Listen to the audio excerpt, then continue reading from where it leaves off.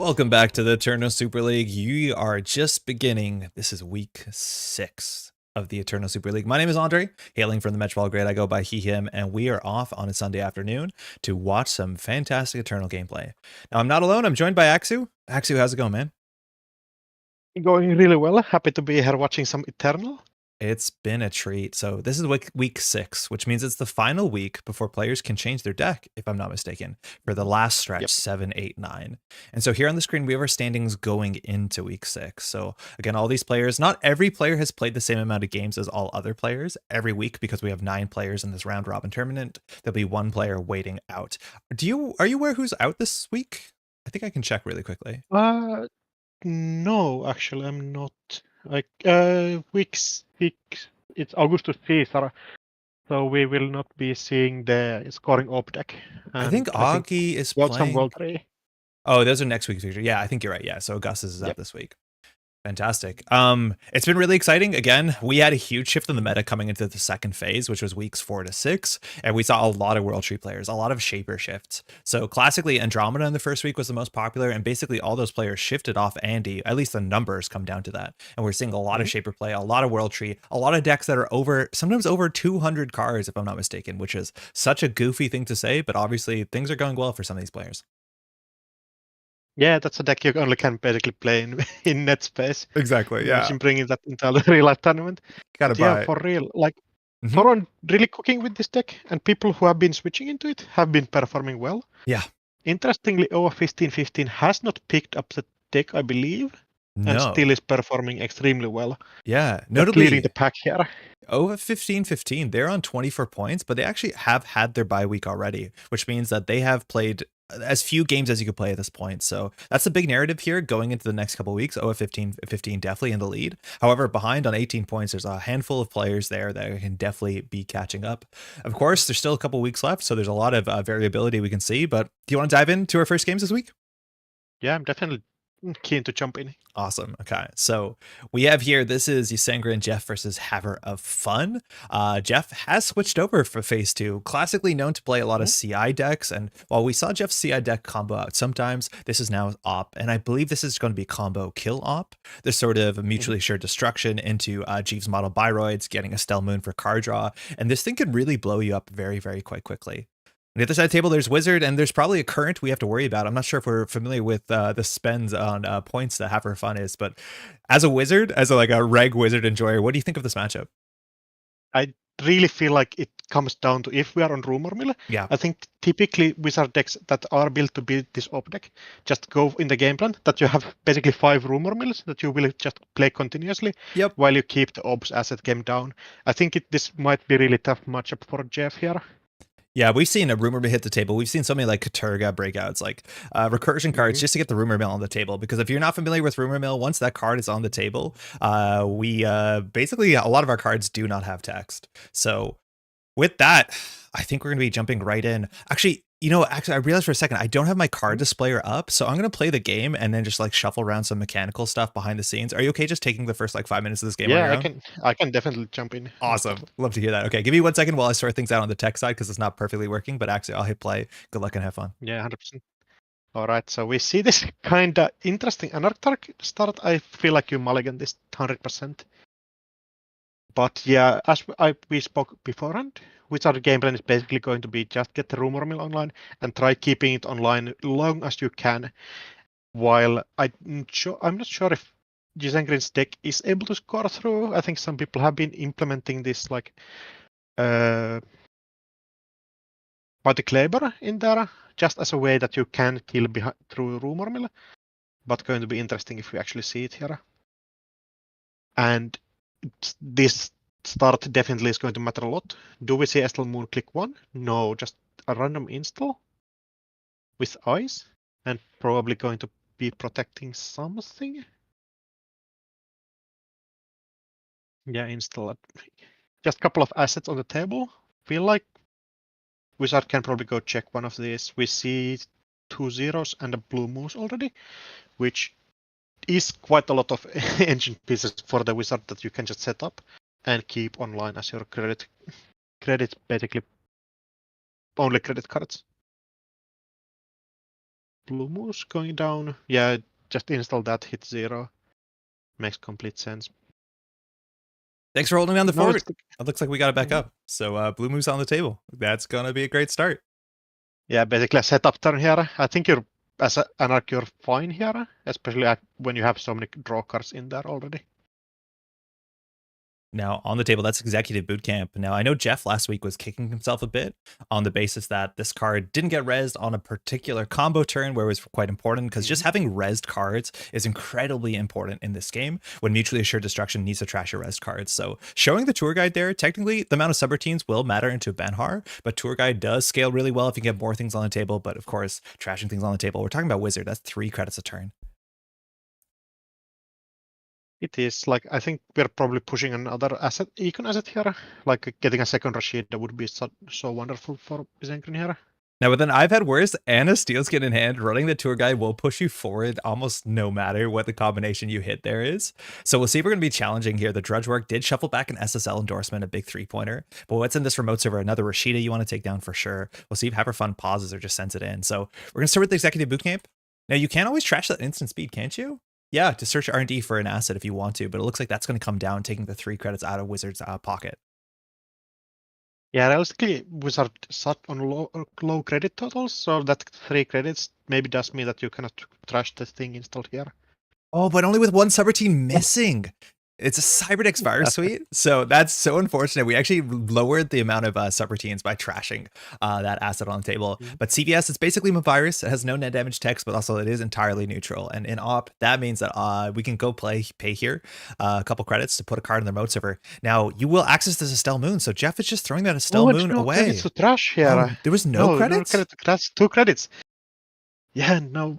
HaverOfFun needs to be basically going back somehow, but realistically just cannot. I totally forgot Estelle Moon costs 3 to trash because he almost just find it off the top. So that is going to be blanking Estelle Moon right before the turn that she's going to pop off again. Anytime that Jeff builds a new remote server, Estelle Moon gets a power counter, which is not only credits and its cards. So there's that background blown up to full size. Princess Space Kid here is saying your cards do not have text. Yeah. Such a key card into this OB matchup. Basically means that you just cannot, the OB cannot win the game while this is online, basically. Very, very difficult. Now, I don't think Jeff is running any 1-pointers, so the way that we're going to clear this is by playing one of our counter currents. I'm pretty sure we're on that 0 cost card that gets a credit every time there's a successful run. You're probably running a couple currents in this op deck because you do really struggle. Yeah, I feel like it's definitely going to be like 3 decent taxes here. Yeah. You just have to able to find this counter currents. So 0 drawing up, taking some damage there. Again, server 4 and 5 are unchecked. We don't have a great reason to run here. Besides, Whizzard, of course, does have 3 credits recurring each turn to push yourself forward to trash cards. So we are challenging the tour guide here. Just actually going to still take down the Estelle Moon, even though there's a rumor mill online. Now, this damage doesn't really matter. Free Clan Vengeance counters. Exactly. Free Clan Vengeance counter. Get your breakers out of hand. Mind you, Clan Vengeance, such an important card for these Reg Anarchs. It builds this disruption that you can trash at instant speed anytime you take damage, and it's per instance of damage. So Banhar just converts so beautifully. Yeah, definitely a combo that has been like a big part of Eternal in the recent years. Estelle Moon coming down for free, but Jeff gets 2 cards on the table that were uncontested. Now, this is really frightening. With the Clan Vengeance, it is, again, it's not a click to fire it. It's at any paid-ability window. So technically, between every trigger, you can ask your opponent, depending what the triggers are. Of course, if you have priority as the corporation, you can do anything you want. But even before you take your first click, after you draw Rashida, if HaverOfFun just wants to nuke the hand, you can just nuke the hand. Yeah, it's going to be interesting if we see like Clan Vengeance used in the tempo way, or do we just hold it for the combo turn? I'm assuming we hold it for a bit. SDS drone it depends deployment? a lot on what's like the corpse actual like table space, because we can see like Malia come down and just blank one of those. Yeah. So now, I'm not sure what the table is. Server 4 and 5 not rezzed. So there's a chance it's something like a Markiel, other unique cards that Jeff just wants to get on the table to force clicks out of Haver. We see there, we do have a Faust, we do have a Medium, and a Levy AR Lab Access, and the Katurga. And the Katurga is like, honestly, probably the biggest problem for Jeff coming up. Because if you do manage to play your counter current, it'll be turned off as soon as a single click, if that's really what HaverOfFun wants to do. There's a Jeeves Model Byroid. That's going to be 2 credits on top of Wizard's text. Now, this is a unique card, so it didn't actually have text, but if you're already there, why not? We're getting 2 credits a turn with Blue Moose. 100%. And there are a couple of options here. You can just keep the table down, or you can try pivoting into medium and just like try closing out the game. Yeah, But, just about every agenda seems to be shuffled back. Ooh, it's a Sphicator. The Excavator. oh. Very Yeah, interesting that card. would have been great if you got to fire it, but yeah, Yeah. definitely getting hit. One of the new cards on the table, so that can trash and fire up and push you forward and get credits and get cards out of your deck. Again, almost all the cards I think Jeff would pull here are unique cards. Again, Rumor Mill, just in that current area underneath the remove from game, is basically saying a lot of your cards don't do anything. We have a Commercials Bankers Group. Again, a card we saw all the time in asset spam metas here. It is tempo positive and 3 credits a turn. Again, credits aren't the biggest problem Jeff has here. In theory, a second ice and then pushing something to server 1 could matter, but Tour Guide is only as good as the things on the table, which is another way that HaverOfFun can interact with server 1, let alone just even getting a Faust down and pushing it through with on top of Banhar. Yeah, realistically, you cannot get to like an agenda push through because you have to telegraph them so much. I think they're all 5/3s, right? Yeah, basically. I think you might have 1 2-pointer. Yeah. Just because of the agenda density, but. Now, Blue Moon is triggering turn after turn after turn. It's been easy to fire that. Again, another really cool interaction with Banhar is that you always have cards in your heap. Of course you do. We did pitch the medium, mind you, last turn. So the win condition that can be halted by hitting a Cyberdex Fire Suite. If you're a player who's played modern NSG Netrunner more than classic FFG Netrunner, think of Conduit, but just like slightly better and doesn't cost 4 influence. Yeah, it's a Conduit where you can actually use your run events, which matters a lot. Like amounts that you would not really think about if you didn't play with the card. Huge, man. Now we're taking down that, what's it called? The Drudge Work. We're also challenging Commercial Bankers Group, and this is where the Tour Guide has no text. The big thing about dealing with the Drudge Work, it had 1 click left on it, and when that card does trash itself, it does give Jeff a trigger of op, where I'm not sure with 1 coster he'd be super excited about, but his board state is entirely blank. We're seeing action after you draw. HaverOfFun is just going to throw the Clan Vengeance here and knock straight 4 cards out for tempo, and now Jeff really doesn't have a play here besides a draw and hope things aren't awful, and Ice looks like it was top decked going straight to R&D. Then another draw. Yeah, I mean, the situation does look pretty awful here. Yeah. No, Haver's money, not great, but in the bin, very importantly, we have access to heap breakers. So we have Paperclip, which is a fractor you can install. It's kind of expensive to get down, but it's the cheapest fractor in the game. And of course, we also have MK Ultra, so you can always get yourself through a Tour Guide subroutine if you need to. We're Katurging back for Clan Vengeance, my guess is? Yeah, does make sense. Like Clan Vengeance is a big way you can actually win the game and stop the opponent from winning the game, which basically is the same thing. Ooh, we did lose a current to the Clan Vengeance. That's that 0-cost current. Apologies, I don't know the name off the top of my head, but it says you get a credit for every successful run the runner does, which means that Jeff had a chance, unless it was just exactly top decked and the Clan Vengeance I think that probably was top deck. I would feel like you instantly press that when you have the chance. Exactly, yeah. And so now we also have another Rumor Mill in hand, the Clan Vengeance building. This is the sort of situation I know as a corporation. I spend a lot of time not wanting to be in here. I feel like there's not a lot of agency on Ysengrin's side. Yeah, definitely not. Like Rumor Mill just keeps you down so badly in this matchup. Yeah.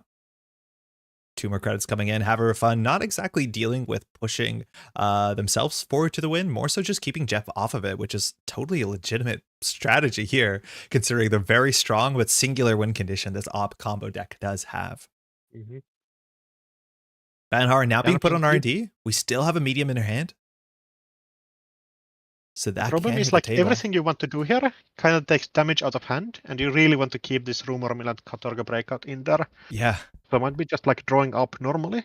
I've been paying attention. Has HaverOfFun not been hitting 0 just because the quality of cards in hand are that important? Yeah, I think so. That we have been mainly taking the damage out of Bunker. Yeah. And even that stopped after we got these 2 tools in there. Faust hitting the table. The bargain, it has been ridden. So this allows you to spend cards from hand. It's kind of like Audrey, but the numbers are better, and you don't need to interact with virus counters or trashing cards. So here we're checking this. Mind you, Banhar is not on the server. The Tour Guide is, but the Tour Guide has 0 subroutines. So if Jeff wants to res, looks like it's no res, no border control, nothing like that. So we're going to go through entirely for free. Unless we res what's in server 1. But what is in server 1? It's another Cyberdex Virus Suite. Looks like we're gonna not res and not purge, so we're not getting a 2-coster. I feel like every card you would get out of that are unique. Yeah, yeah, it's like a Stell Moon. I don't know what else you're getting at 2, but a Stell Moon is just such a powerful card. And yeah, Ysengrin just drawing for the current here, I think. Yeah. Now, Clan Vengeance wasn't turned on. We did not get any counters on it, so we've not been zeroing. We've not figured out Banhar. Now, a lot of the ice in the deck, I don't know if we're expecting bad face checks like a Mouseless. My guess is just things like Border Control, obviously Tour Guide. I don't know if you play things like Hive in these sort of lists. I don't think so. Typically, we just see good value in Terrans. Okay. But in Eternal, kinda you can include these out-of-the-box ice, just because some of the face checks are just so nasty that you can win games out of kind of nowhere. So Jeff is drawing up another thing in server 1. We're going to continue removing cards from the game to get our blue moose value turn after turn. Kind of running out of targets that you actually want to blue moose. Yeah. Technically, you probably can hit like a paperclip here when you have the second one in Beanie. But that gets kind of awkward after you go for the levy and just cannot find it anymore. I'm not sure if we're doing with rumor mill. Oh, sorry, if we're ever gonna have to levy here. We're actually grabbing a levy back, running archives on the Katurga. We don't have money to play this. Well, prioritizing this in the hand. Does that mean that we want to just tempo out a levy in the next turn? That's interesting. Might be that HaverOfFun doesn't have the Semel thing in the list, so just kind of need to get this into here before. Yeah, but this makes it even harder to play zero. Like this Clan Vengeance hit the table and we're struggling to get counters on it. Jeff installing in a new remote server, so 2 cards on the table. First one wasn't checked. And again, rumor mill has been sticking up. Jeff is only on 5/3s. It's going to be really hard to dispel that besides scoring out himself. We're just playing the levy. Tempoing out. Take that Ashen Epilogue. The hand is a couple Rizekis. Otherwise, we just have another Clan Vengeance and some breakers. We're challenging the remote server now with this hand. So Rizeki, we are not going to lose the damage. Nothing's going to be res here. It's a Jeeves model Biroids. That is for all your credits if you want to trash it. Now, Jeeves is unique. So technically, you don't need to do that right now, but you're already here. So why the heck not? You just want to take those out. Make sure your opponent also have to draw into the Spin Doctors or Jacksons. Not sure which this list is on. Just to like get even more stuff in there. Oh, and we see the paywall implementation. That's the name. Advanced Assembly Lines hanging on server 1, so we now get to do our thing. The Advanced Assembly Lines isn't unique, but we're going to go straight for a News Now hour? The News Hour! Sick. This card is like 3 influence, if I'm not mistaken. Let me pull this up. And it just says that they can't play, the runner can't play currents. So that means you have to get into the server and trash this. Otherwise, Rumor Mill will be locked down.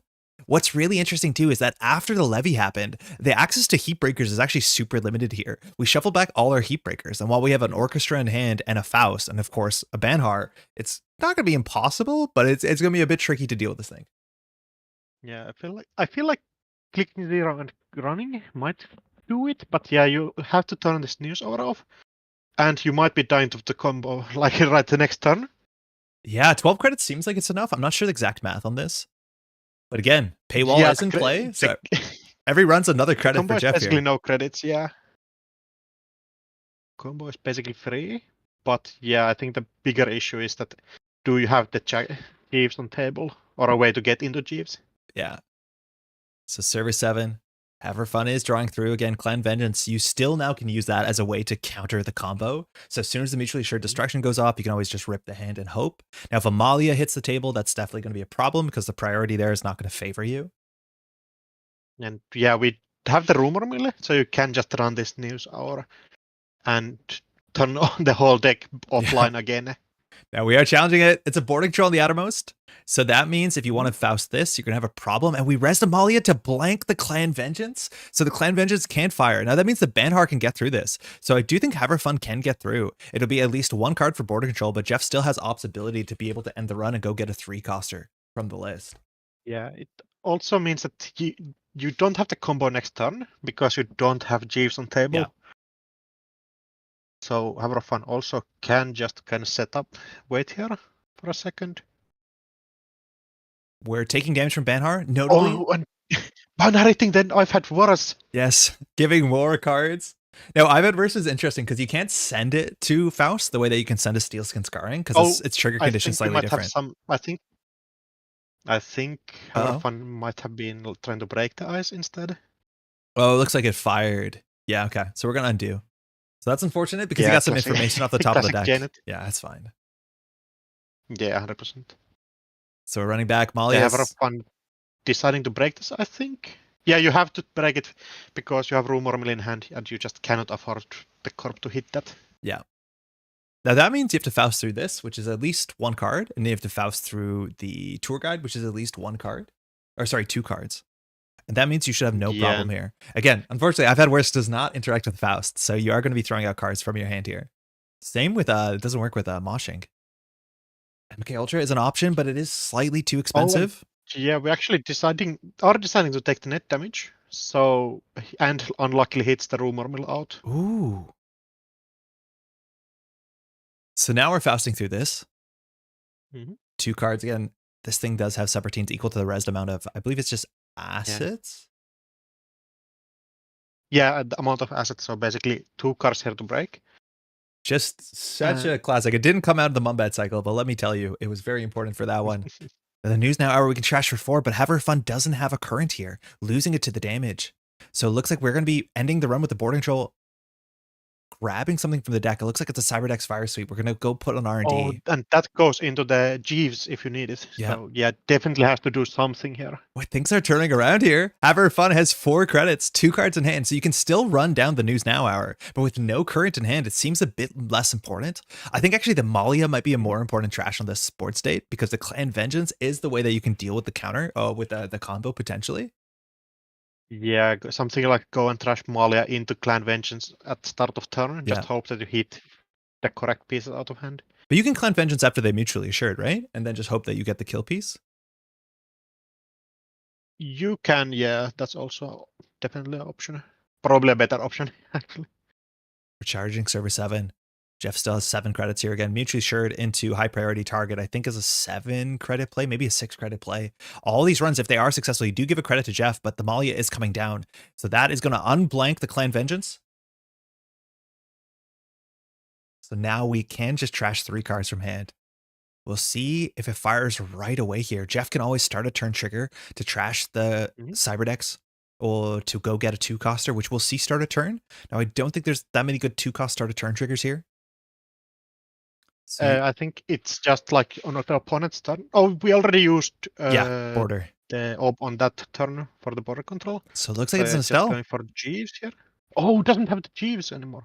Or maybe doesn't have the kill pieces in hand. Yeah, might not have the kill pieces. So Estelle's going to just set up on the table. And we'll see if Jeff like preemptively trashes this thing. Because you can always fire Estelle Moon at any paid ability window. And you don't want to pass priority to the runner. And their first click, they just play the current. So we'll see how careful he's around that. First install gets a counter. We're also icing something up. If that's a Jeeves, that's a good spot to be in. Now, this is only a card and 2 credits, so you probably don't have to pop into Rumor Mill, but HaverOfFun doesn't have access to it here. Again, this is a replay, by the way, we're watching, so we can't click on the heap and see how many copies of Rumor Mill there are. Oh, thank you so much, HaverOfFun. So there's 2 in the bin. This looks like there's going to be one more somewhere. 23 left. Yeah, and then like 2 Katurgas at least. So Archives also is a liability here. Playing a Rizeki. Yeah, installing that first to making sure that you get the correct card. Yeah, with the 0. With 0. Very cool. So now the Desperado, the console, obviously very good against asset spam. Here's not exactly what you need, but we don't have any of our recursion and we don't have access to any of our tricks. So it looks like we're just going to charge server 8 here with the extra credits coming in with the Faust. So the ice here, not sure would be the most annoying. A tour guide again, it's just 2 subroutines. So that's 2 cards. It's actually now 3 cards because we see a Rashida there on the top. MK Ultra cannot break it. It's installed for 2, break for 6, but that tour guide there again has 3 and the run subroutines. So unfortunately, yeah, the 0 hit the I've had worse, so you can't Faust through this. So, oh yeah, we're going to ban Heart. Yeah, getting through with some problems. And yeah, 7 counters on Clan Vengeance already. I think Haver's like we might be losing a lot of our combo stuff. I wonder if Haver fires it now or waits for the Estelle Moon pop. Oh, it looks like you can actually now trash 7 cards from hand at start of turn because Estelle Moon's going to get a 1-coster. It could be an advanced assembly line, which you can also fire at the beginning of your turn to go get a Rashida on the table, something like that. Yeah, Corp does get a priority after the mandatory draw. Yep, even before. Mark Yale hitting the table. So now there's 7 cards in hand and Jeff has priority here. But if not, HaverOfFun can just wipe the hand, asking for an action. Saying an action. And so it looks like the whole hand is going to come down here. Jeff can respond, but now it's too late. Now, luckily, Mark Yale can go get a Spin Doctor or Jackson Howard. It looks like it is Spin in this case. So that's going to buy back some of that forward momentum. Yeah, Mark Yale, basically the biggest zero to hero in the history of the game with the introduction of Ob.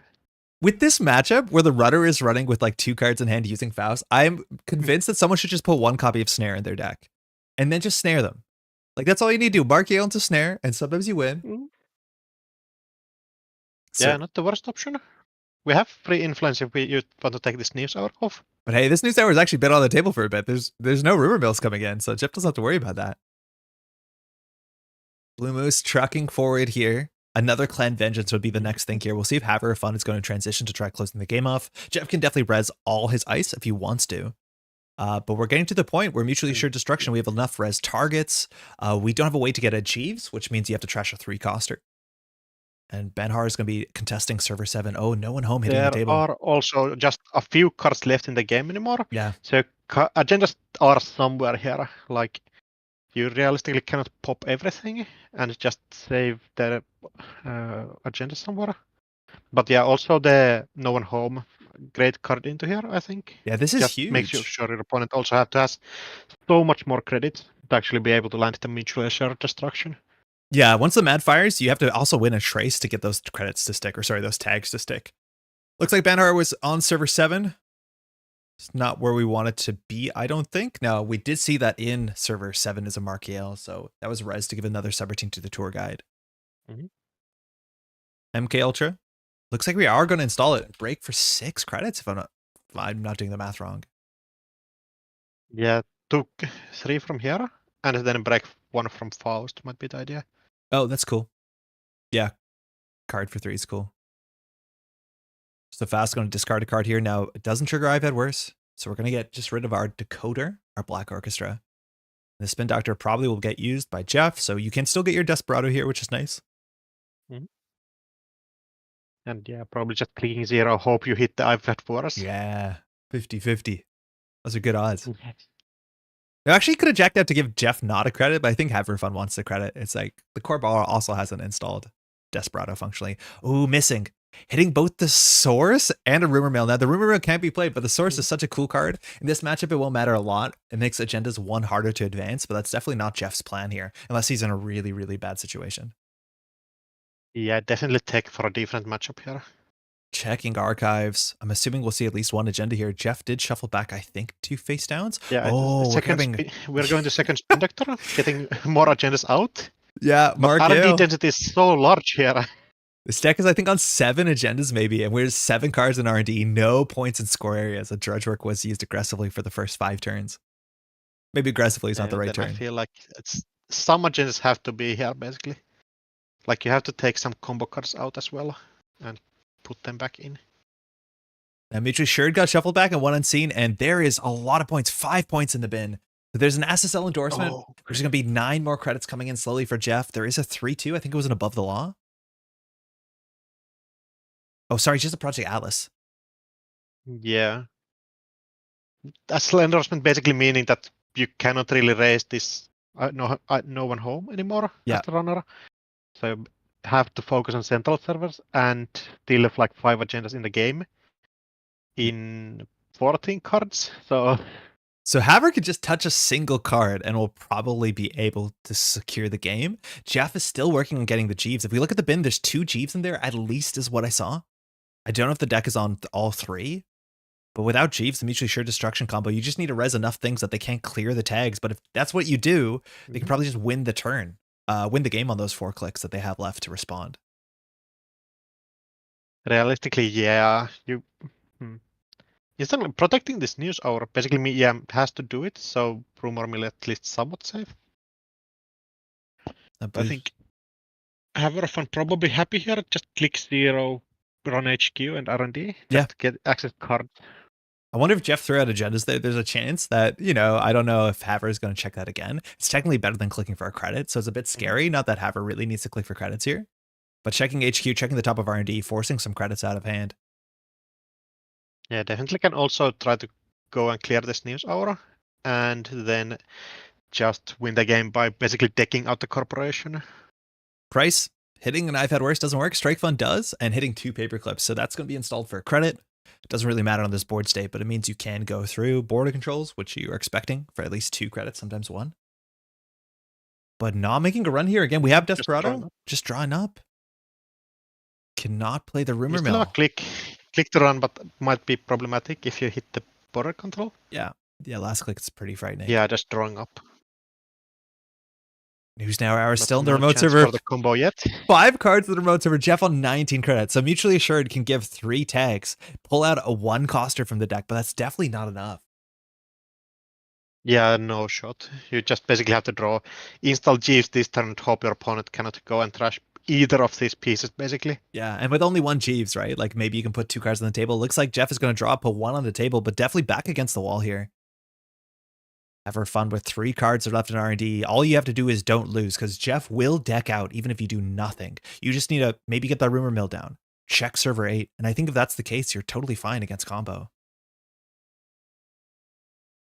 Yeah, basically. Like, you just have to make sure that you don't lose this turn. Yeah. And you're basically just golden. Charging. And like running server 8 doesn't cost too much. Running this server doesn't cost too much. Now board control the outermost. There probably is no longer any ice on the deck that you can Yeah. actually get with this border control. We've seen all the Cyberdeck Fire Suites, which if you can get that for 3, that's how you get a 2 coster with Jeeves. So we just need any 3 coster. Like a 3 cost ice would be good, because then you have a res 3 cost ice, which gives you your Jeeves potentially. So actually this border control is really important. That being said, if you trash the News Now Hour, there's not going to be a Jeeves to have text. Yeah, I feel like the game is just over after this trash here. Yeah. So you have to protect this and use the border control here. I don't know if there's an ice that's going to have meaningful subroutines here. Things like Excalibur can also be broken by Faust, but we only have to make 1 run. Why is tour guide saying there are 2? Oh, that's weird. Why is it saying there are 2? Oh. Interesting. I don't know. There shouldn't be 2 subroutines, mind you. Yeah, probably just both players continuing the run here. Yeah. And News Now will only be 1 credit. Janet's not the most implemented with some of these old cards. Yeah, there's a lot of like interactions Yeah. that just not showed up on JNet because of the age of the cards. Like the weirdest one is like Sensi Actors Union, actually not implemented on JNet, so you have to click it manually. Really? That always trips people up. Yeah, 100%. Whoa. All right, News Now Hour is coming down for 1 credit out of pocket. 3 of Yeah, the and then you Whizzard just credits. drop the rumor mill, and I think the corporation might as well concede at that point. You just don't have any lines out anymore. Yes, unless you can res like 2 more cards at fast instant, because then you can do mutual, but even then that's not enough because they can just clear a bunch of tags. Yeah, then That's a concession. Ysengrin just conceding. Unfortunate there. I mean, the Wizard deck is basically designed to beat this matchup where you Yeah. can just lock the corporation out with rumor mill and just get your huge asset value. Yeah, Rumor Mill is super, super rough. All the power cards in this deck are unique. And then not even having to transition. Like we had a medium. We had the ability to run R&D. We probably had the ability to run HQ there. But at the end of the day, don't lose is just as good as win. So HaverOfFun pulling out a victory there. And it looks like we're just going to flip the tables to game 2. I think it might have been HaverOfFun's first victory in the tournament. No, there's no way. Hold on. No, HaverOfFun has won a game already. Yeah. Oh, yeah, probably with. Okay, never mind. So this is an interesting matchup. I'm just going to pause really quickly. So HaverOfFun has moved to Matimu Kundo. Classically, they started playing on Spark, if I'm not mistaken, right? Yes. Cool. The asset spark that basically prisons you out. Yeah, it is a prison deck. Now the other side of the table, this is Jeff playing one of my favorite runner decks in the tournament, and this is an Essa deck. And Essa basically is surviving off the same text you know Essa to have, but not only do you have more hand size cards, you have more core damage cards, you also have some really strong pressure, like DDoS is a huge one, and we see one in the hand there, which just is going to pressure multiple servers. Now DDoS actually works really well against Matimu Kundo, doesn't it? Because there will be an outermost ice if you Mati. I mean, yeah, but like if there's any one ice on top, But you know the sort of Chumon list? Work. If you just like Mushin, no Shin stuff on the table and assume you're going to I think Alex is on full Glacier though. Yeah, exactly. So So not perfect. For what it's worth, Jeff's deck also classically in phase 1 had no programs. So it has no icebreakers. I think at this point we actually have a Stargate, or not a Stargate, a Keyhole. So there are no icebreakers in this deck. It's getting its pressure through things like Banhar and DDoS, and there might be a couple other tricks, but it's a very interesting list because it's not about breakers. We're on 54 cards, but you can just put off pressure without having to interact. interact, and Team Mukundo definitely is going to make it difficult to interact. Yeah, I feel like Matti is going to just probably get control of this match. So Ysengrin just has to like get in there, disrupt the opponent, hope that you get the key mills with sabotage. Yep. The early Charlotte, super important as well. Don't die to the ice. Yeah, don't die to the ice. We have seen players die to the ice in Matti, and for those who are not familiar with the ability, there's a lot of text, but the short and the long says when you approach a server, when you're about to breach, and you have to do the approach step, and there is going to be Managarm Skunkworks in here for the combo, you can install an ice from hand, and the runner has to approach that. So you can always just basically, once per turn, get the best ice from hand. It also makes Sabotage interesting, because you don't want to sabotage all your ice from hand, so that is another combo card you have to keep in your hand, which sometimes pressures R&D a bit more with Sabotage coming in. You want to jump in? Yep, definitely. Awesome. So we're going to see this from Jeff's side. We'll see Haver is going to keep Jeff's hand here. We have the Ghost Tongue, not super important. The Inject is okay. Brain Cage, if you're not familiar, it basically has half the text of what you see on Marrow. It doesn't have the console text, but it's just a core damage for +3 hand size. So click for +2.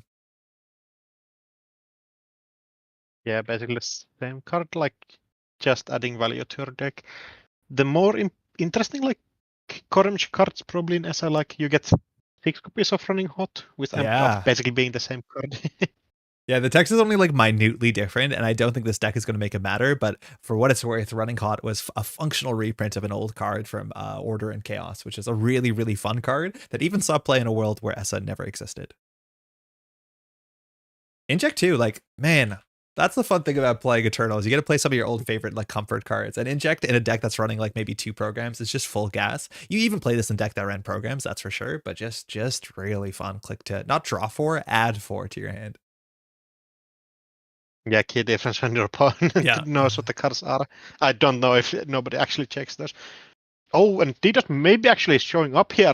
Yeah, DDoS challenge Charlotte's good. Inject is going to get a Ghost Tongue, a Running Hot, so it shouldn't be hard. We'll see if Jeff gets the DDoS down first. Oh, not actually gaining extra clicks here, just installing the Ghost Tongue and saying you are going to be able to get your Charlotte on the table. So again, DDoS, you could challenge this. HaverOfFun's going to draw a card and get 4 credits from this. We're going to go 2 from HQ there, and we're going to discard a Ghost Tongue. We're down to 4 hand size. ESA firing once per turn. We're assuming this is not an agenda. This has to be a Charlotte, and so it is. Yeah, Charlotte here, huge value.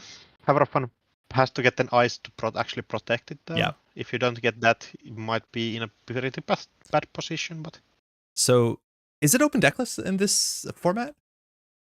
It's not open decklist, but both players have been looking at streams like last week matches. So you know the ideas, but you don't know the exact list. So showing the DDoS, that was the card that Jeff didn't want to use on turn 1, just wanted to get out of hand so it's not trash to any of the core damage. But that means still, if Jeff wants to trade the DDoS just straight up for the Charlotte, that is a trade that it's up to Jeff to figure out if that's the right move. Now, DDoS also will challenge the rest of the table because we have a Spin Doctor, Jackson Howard, and you need to deal with Jackson Howard before you sabotage. It looks like that's going to be the different order here. So installing the Brain Cage, Clan Vengeance getting a counter as well.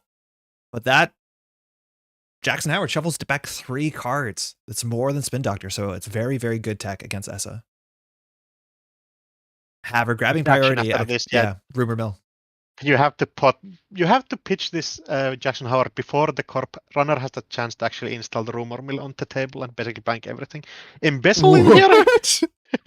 Yo, that's sick. That's an embezzle. So I don't know what you call it this. You'd probably call ice to some extent, but this is a cool thing with DDoS. You can challenge multiple servers. Like you could challenge the Charlotte. It's still firing. That is going to draw a Haver through the deck aggressively. 39 cards left. It's turn 3. But that embezzle is a really fun card to name a card type and just rip cards out of hand while getting paid. Oh, Subliminal as well. So every turn, going to get some value, push you forward. Hard to interact with if you don't want to run. And I think the only way that Jeff can safely run before Banhart comes down is a DDoS. And even then, sometimes it's not particularly safe when you can run into a 4 Subroutine Ice. I don't think this list typically like run on nonces. Yeah, currently, maybe not. So you're kind of safe from that, but yeah, still Size and Ton, a massive threat that could blow you up.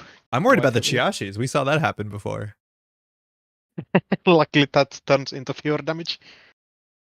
The Charlotte now getting iced up. Down from 4 to 3. DDoS there. Yep. Now also, only prevents probably 1 ice. Installing Lacosta there without the advancement. Yeah, that's the easy read. So Jeff here has a hand. we do have Running Hots and Clan Vengeance set up. Another key card in this deck is the Titanium Ribs, which is a criminal card. It's a cybernetic that allows you to decide the damage you take from hand. Oh, looks like we're challenging straight into the embezzle. What do you think Jeff calls here? You can't call an agenda, so you have to call Asset, Operation, Ice, or Upgrade. I named all the types. HaverOfFun with a sheesh in chat.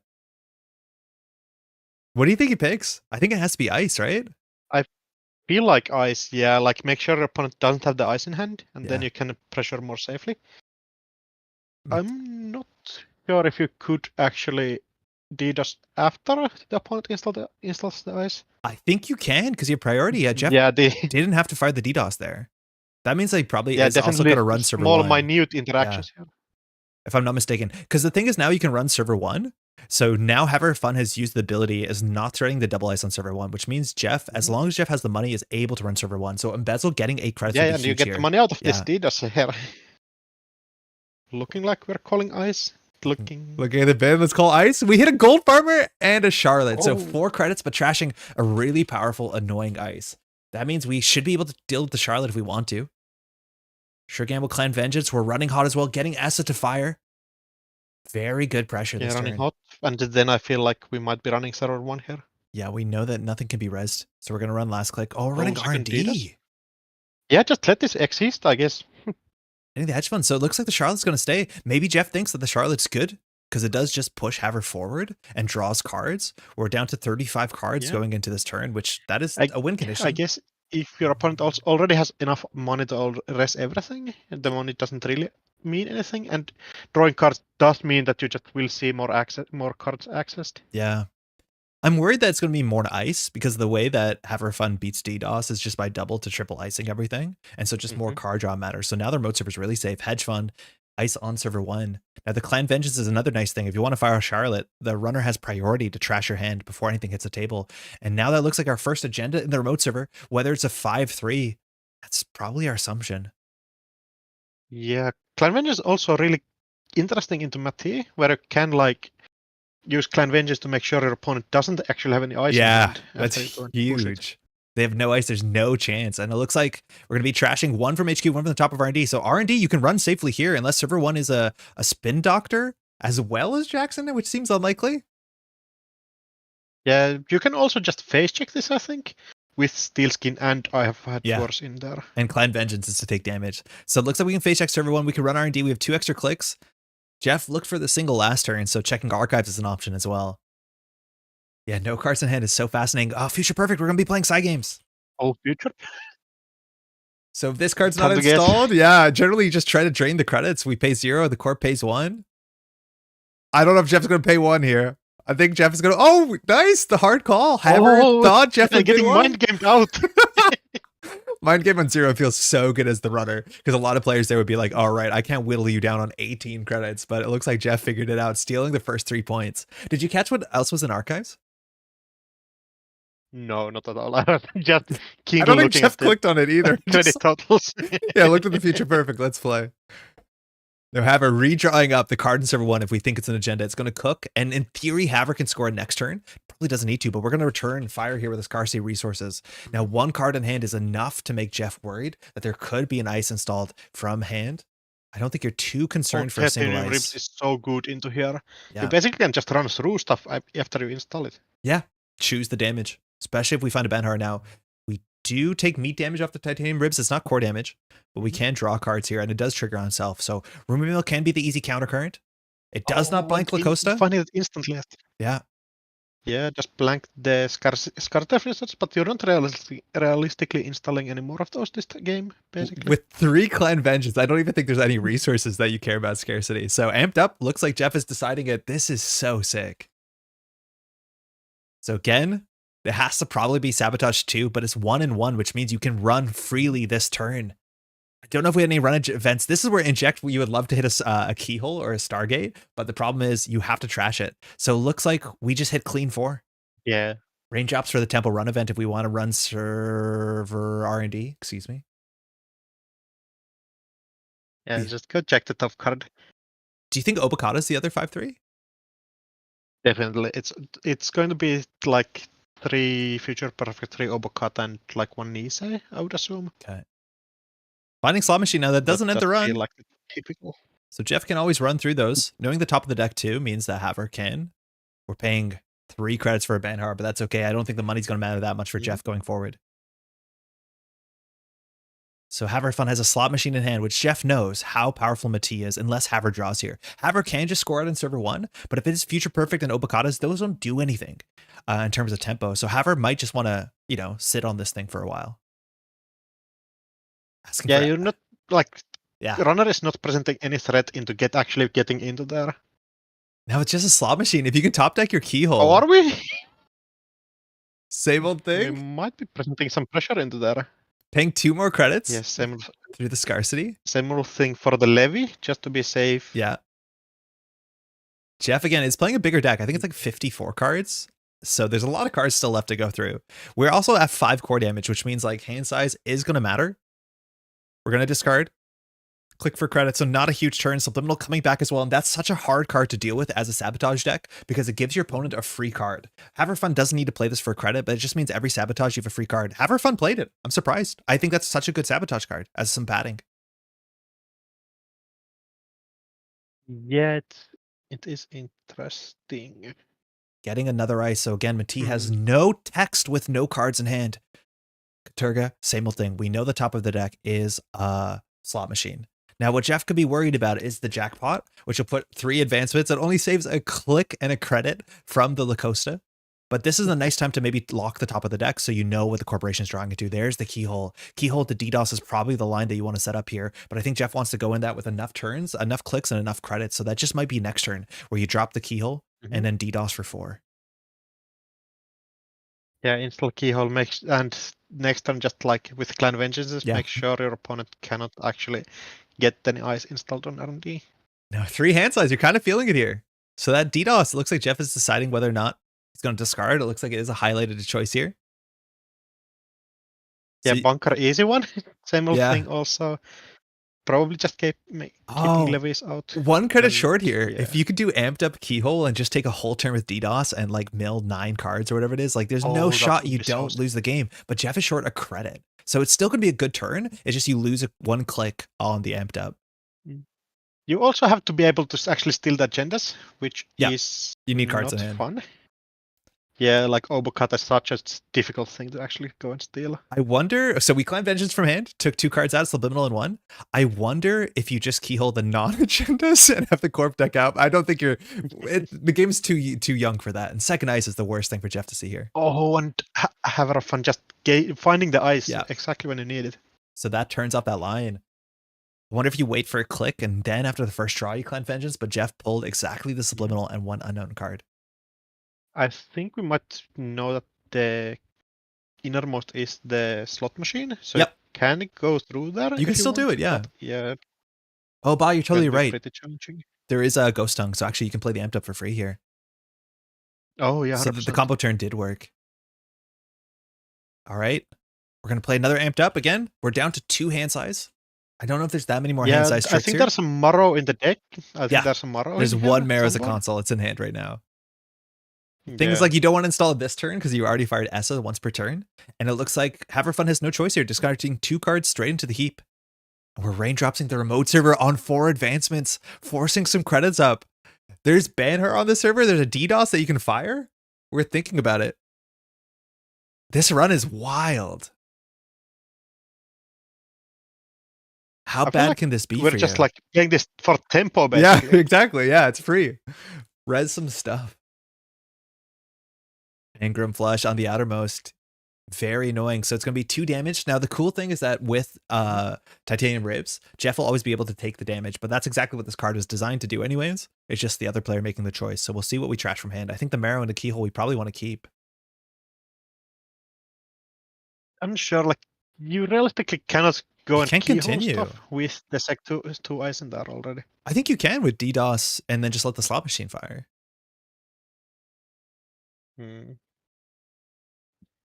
Yeah, maybe. Like slot machine realistically doesn't do anything. Banhar's on R&D. Yeah. Yeah, 100%. So it looks like we called hardware with Ysengrin flush hitting the console. Now, any run here, like a Nancy won't be lethal, but things are getting scarier and scarier. This last ice really has to matter because Mati doesn't have any more cards in hand to fire the ability. So it is a Saisentan. Holy crap. Haver knows every card in the hand.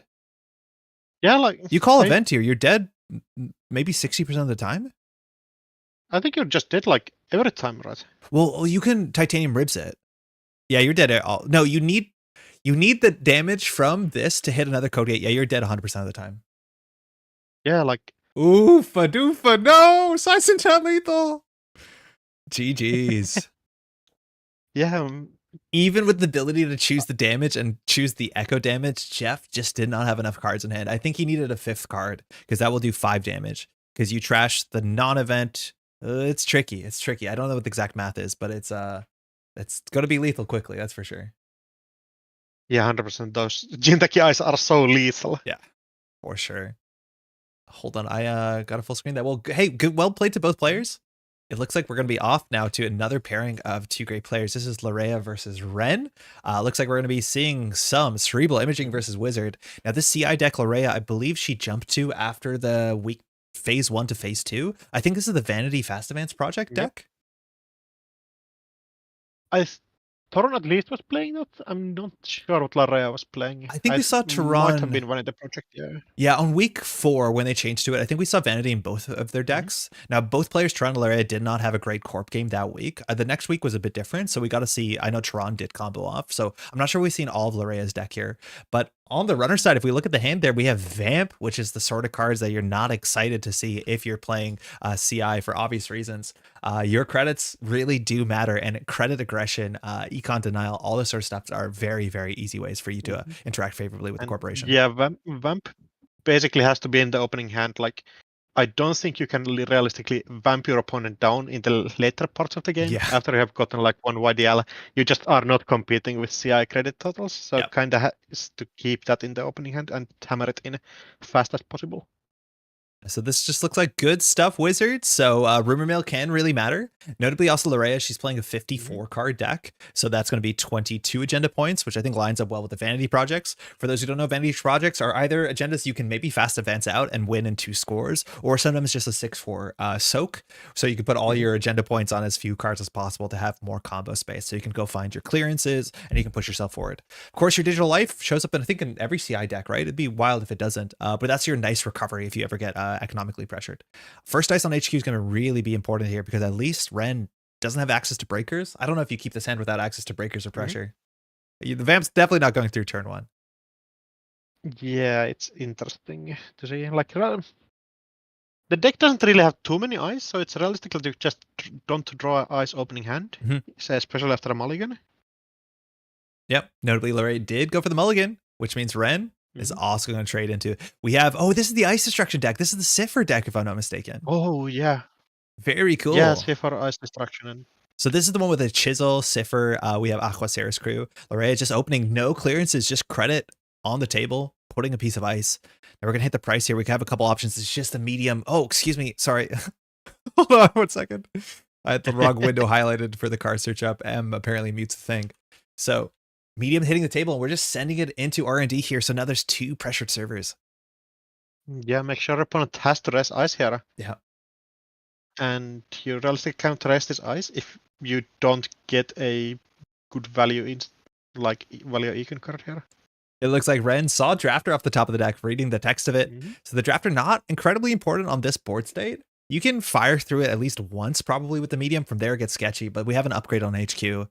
Crews coming down, though, that don't deal with the Drafter on its own. You only can deal with 2 strength ice or lower, and it still costs you a tag, which you can probably float. I think you can, like, let the Drafter fire endlessly here. Oh, no.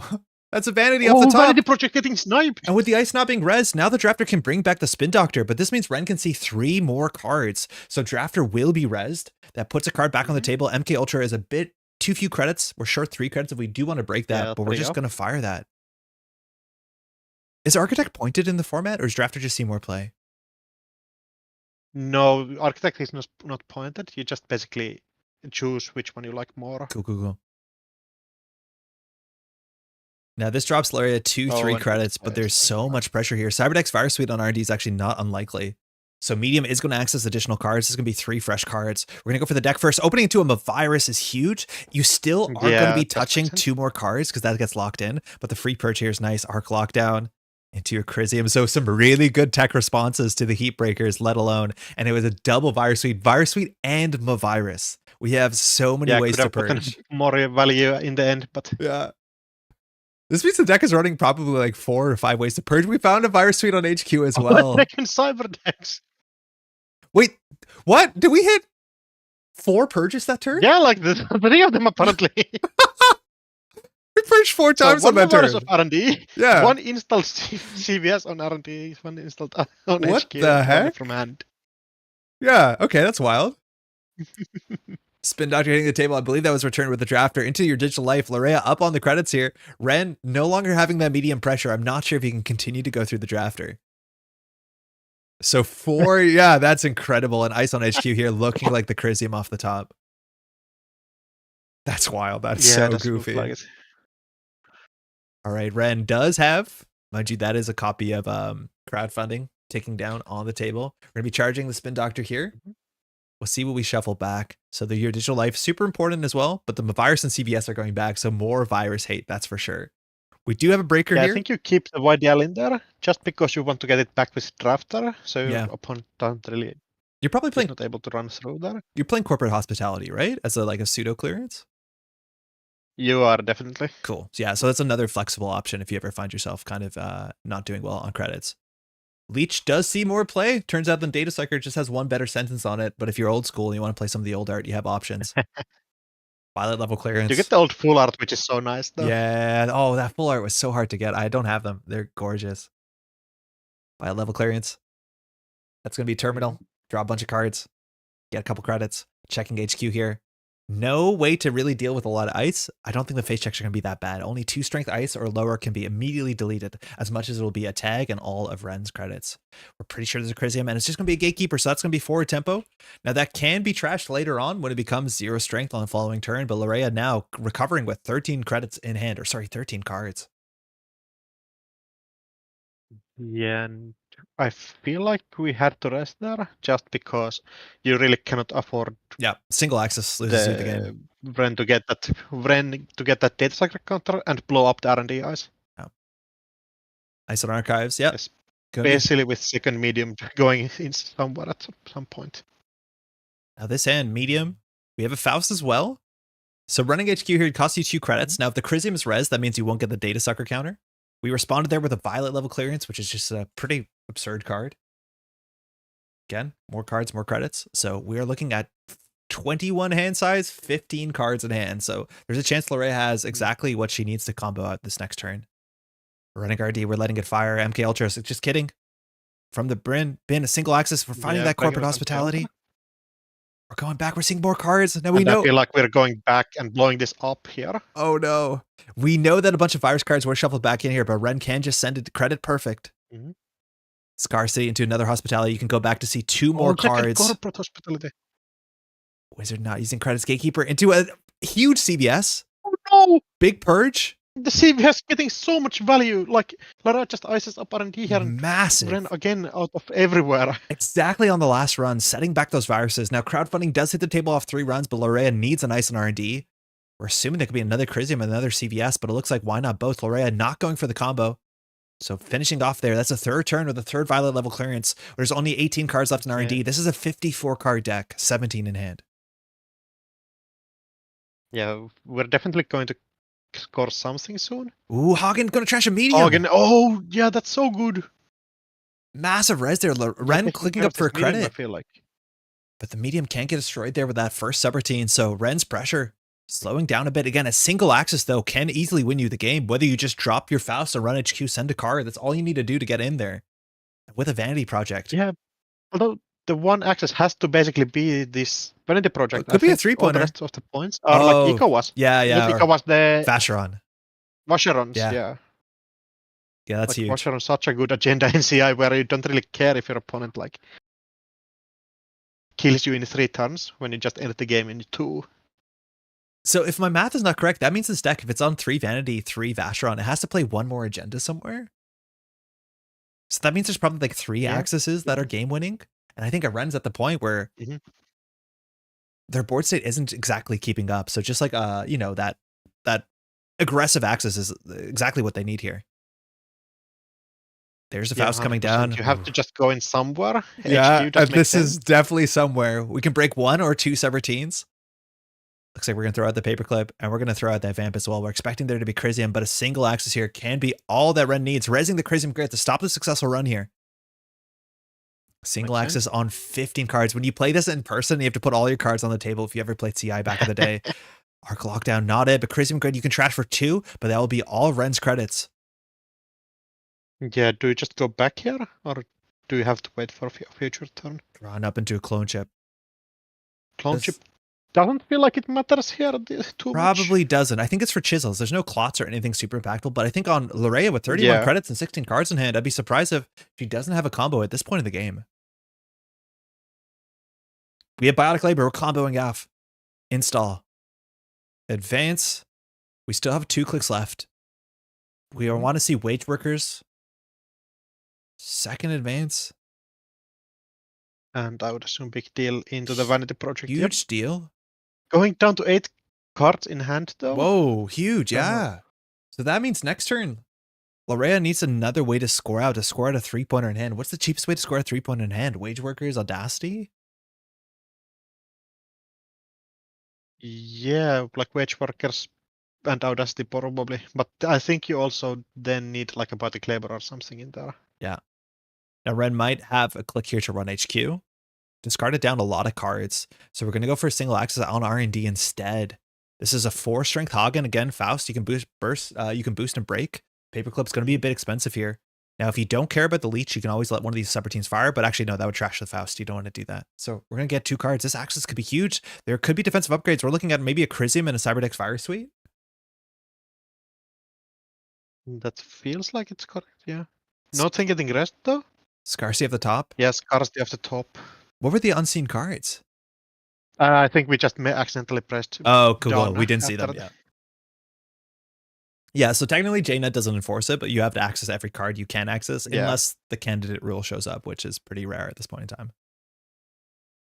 Yeah, sometimes you can already know all the cards, so just click. Yeah, exactly. Done, but we're running back again. Faust. JNet not being a rules engine moment. Boost, 2 breaks. We're coming back in here. So the top of the deck is a Scarcity. Larrea, is she able to close the game out on 8 credits? Again, here, I think there has to be agendas in hand. The top of R&D, unfortunately, just a Scarcity. Crisium on the top.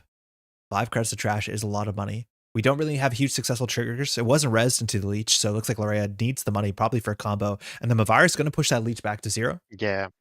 So Larrea might have it here. Just playing an Ultraviolet, drawing more cards. Oh, yeah. Getting another ice on R&D, saying that's where the game is, but there has to be agendas in hand. There's only 11 cards at R&D. This is a 22-point deck. Crew, drawn up. Red has 1 click left to make a run. We're going to go HQ. I'm pretty sure there's points in here. There has to be. Has to be, yeah. There's 11 cards left in the decks. Your legends are somewhere. Charging Archives instead. A bunch of cards were discarded. I don't know if Ren had any good reason to run Archives, which is usually why you can throw out agendas. But Vacheron does not fire from Archives. Call them out. Nothing. Cyberdexes, the viruses. Yeah. We do see a Helion, I want to say beta test. I'm not actually sure the art on that one. Yeah, I think it's alpha. Beta test. Is it? That's the alpha one. So that's a really cool tech card. Yeah. Those cards are still around. Helions, you still see them in art modernly from NSG. Second Ultraviolet, icing up Archives. Trying to keep at those leech counters, but we're going to blow up HQ here. Feels like it does mean that HQ is just completely safe here. I don't know. I think we're ripping an agenda here. There's a Vanity in hand. Ren finds it. It was in hand. Getting hit out and icing Archives. With 14 cards in hand, Ren can still find it. Just drew it that turn. Yeah, iced up Archives. I'm not sure if we're like playing around a Praxis or an Iru, but sometimes you put the ice on HQ, it kind of tells your opponent there's something in there. But unfortunately, sometimes you just lose that 1 in 14. And sometimes it can't be just that easy. Wow. Yeah, that's the only one that he can steal out. 20 at least. Because everything else is Vacherons, I think, is being called in chat. And those don't have good text when the game can be over in a couple turns. So with just stealing the last Vanity Project out. Yeah, huge. I'm not mistaken. So Vanities brings you to 12, and then if you play 9 pointers of 5/3s, that takes you to 21. Don't you need 22 points? There must be another agenda in here. I think there has to be another agenda of some sort. Yeah, I think so, probably. Well, If you play for the 54. yeah. Yeah. Super, super exciting. Yeah, the 1 in 14. Now we're gonna flip the tables again. Now Larrea on this is Hayley Kaplan. I think this is one of the few shapers that's not playing World Tree, if I'm not mistaken. I don't think this is a World Tree deck, but I might be confused. No, I think this is just Reg, and Silent Arbiter is playing the Reg Woo as well. Perfect. Okay. Yeah, so just taking the value here. So for those who are not familiar, Hayley, one of my favorite shapers of all time, one of those setup efficiency puzzle, an HB runner, we can say. And it says the first time you install a card each turn, you can install another card of that same type. While the deck will still have some events in it, the idea is that if you can trigger this on your turn, a click for double install is sick. You want to set up these combo turns, and you also want to fire it on the corporation's turn. If you use like a simul chip or a clone chip to install a program from your heap, you can install another program from your hand, and there's a lot of really cool tricks you can do. I think this is the Harbinger Aesop's version, right? Cool. I think so, yeah, just playing it like reg value. Yeah, which is really fun. The other side of the table, Wren has been playing Industrial Genomics, IG, as many people know it, a very fascinating identity, because there's a lot of different avenues to outplay them and for them to outplay the runner. If I'm not mistaken, this is going to be net damage grinder that plays a lot of cards like Bioethics Community, Association, and Bladderwort, and then make those trash costs go up, because for every face down card in archives, all trash costs of all the corpse cards go up. So it's very easy to find yourself in a situation where the bioethics cost like 14 to trash, and then there's a chairman hero and other things attacking your hand size, and it can get pretty bad pretty quickly. So yeah, and you realistically cannot run archives at all, because you will get like 6 points of damage with Bridge Domin's thing. Figuring out how to run archives, super important. Rumor mill, also pretty important. There can be some very interesting tech cards that shapers can play that deal with the text industrial genomics. While we haven't seen a lot of Salsat Slums, which I believe works, Compilation I think is the one we're most likely to see, and then maybe even Film Critics to deal with some of the more nasty agendas that have damage or damage costs associated with them. This is fun. Yeah, I think the majority of IG decks, like, well, obviously not a lot of them are scoring to 7, but we've seen like a lot of weird concessions where the runner gets their engine up and either becomes unkillable or has enough money coming in that they can deal with IG stuff. And we've seen IG like concede. That being said, we've seen IG win games, but it's like really interesting that it becomes a chess match in which you basically need to get yourself out of lock constantly. And once you can shut down the possibility of lock, a lot of the corporations who played a lot of IG games know they can throw in the towel, and it's cool to see. It's really, really interesting. Let's dive in. What are you hoping to open? I'd be interested to see if we have tech here. Yeah. Like how hard the tech is going to be super important. Tech shapers are interesting. I was so excited to see for the first, like, what was it? First phase, that how many criminals were playing Heartbeat and how many like Heartbeat associated concessions we had with specifically things like what is it called? Crowdfunding coming back endlessly. Like just the coolest interaction. Opening with quality time. Sure.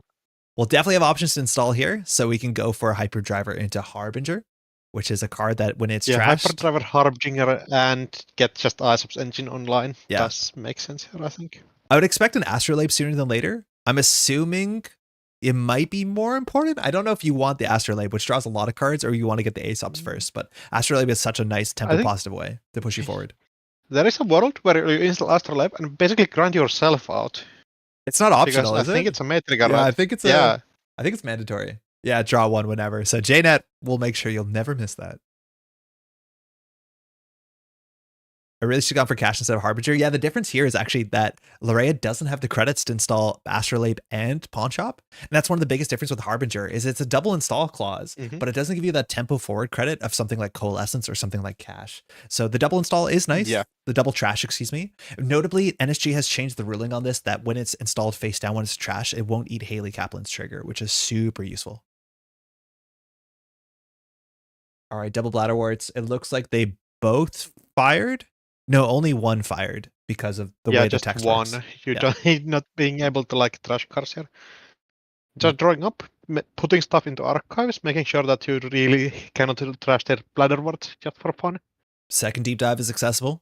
Seems to be the win condition. Losing an Aaron Moran, that is pretty rough. Now, there's not going to be that many agendas scored or stolen because we're playing as few agendas as possible. That's a really nice don't die button and is a pointed card. So we'll probably see another copy at least in the deck. But we are continuing to set up. Hyperdriver here. Oh, I think we're going for the deep dive win condition. So. Yeah. Yeah, I don't know if you can send it right now. Like, the big thing is if Larrea can just draw a lot of cards really quickly, can she just like get off a massive deep dive and close the game out, steal 6 points? Maybe get a point on the way in. Yeah, problem is like if you're going archives, yes, you just might lose the deep dive out of hand pretty easily. Oh, this is a full deep dive deck. It's on Eater, so we're running archives. Yeah. Eater into. Oh, whoa! Seeing one back title, Eater really interesting in this matchup because you actually can like boost it. Oh yeah, it boosts and flips if no the ice is thing, ice. Yeah. No, I think Eater, if there's one ice, yes, you can just run here and flip all the cards without actually being able to access anything. Yeah, this is sadly no change in the game state ruining my life here. Yo, not hitting the deep dive. You have to win this. Larrea going for 1. Wren going for 2. Oh, unlucky. Staying in the bin. Breach Dome also missing. So now we have a chance to win this turn. We have a lot of clicks left. Ultraviolet clearance. You can trash that for 2 if you want. This clearance gives a lot of cards and credits, which means more cards in archives. The trash cost is the cheapest you'll ever find it. Still 1 face down in archives because the way Bacterial works is like very hard to describe. Top of R&D is a Bladder Word for 4 credits. Deep dive here. If you find another Bacterial into another agenda, is Wren going to fire it or Larrea going to fire here with a click left? Having already paid the iron price of checking archives. Get enough accesses here, yeah. Gonna sandwich it back. A Hyperdriver. Installing a Harbinger clicklessly from hand. Those are the super cool Hayley interactions. And now we can deep dive, but we don't even have 4 cards in hand after that interaction. So we can't steal Obokatas. So there is 1 copy of Bacterial Programming. That's the only agenda. Bacterial Programming here. So poorly Obokata also, you run Obokata in all these versions of the deck, right? Or do you just run Future Perfect? I'm not sure if you might not have points to actually play Obokata here. Like every single Genetic Grinder deck basically is trying to get pointed out. Yes. So it cannot like be this super oppressive thing. But yeah, luckily also Bacterial setting all the cards up and then deep dive shuffles after. Yeah. So it undoes Bacterial everything. Actually not doing anything here. Going for a single? And yeah, we can go just R&D. This is a random unknown card. It's a bioethics off the top, does trash for 2. So it looks like if Wren has something expensive to res than remote server, and not expensive, actually very cheap, but you can move your credits out. This interaction is so goofy. And so that means we'll take 2 damage from the Bladder Words, putting Larrea down to 1 card in hand. Sealed Vault was a card. We're definitely in the danger zone here. Yes, this is very scary. Now we do draw with Astrolabe here, but 4 credits are set aside. I just like this combination. I've never seen this combination because these are 2 cards that were never legal in the card pool at the same time. Sealed Vault existed to some extent to deal with the account siphon back in the day. It was never the greatest way to deal with it, but now that you can infinitely duck Bladderwort is just buck wild. We're assuming server 4 is either a bioethics or another Bladderwort at this point. Larrea can just send it R&D and hope.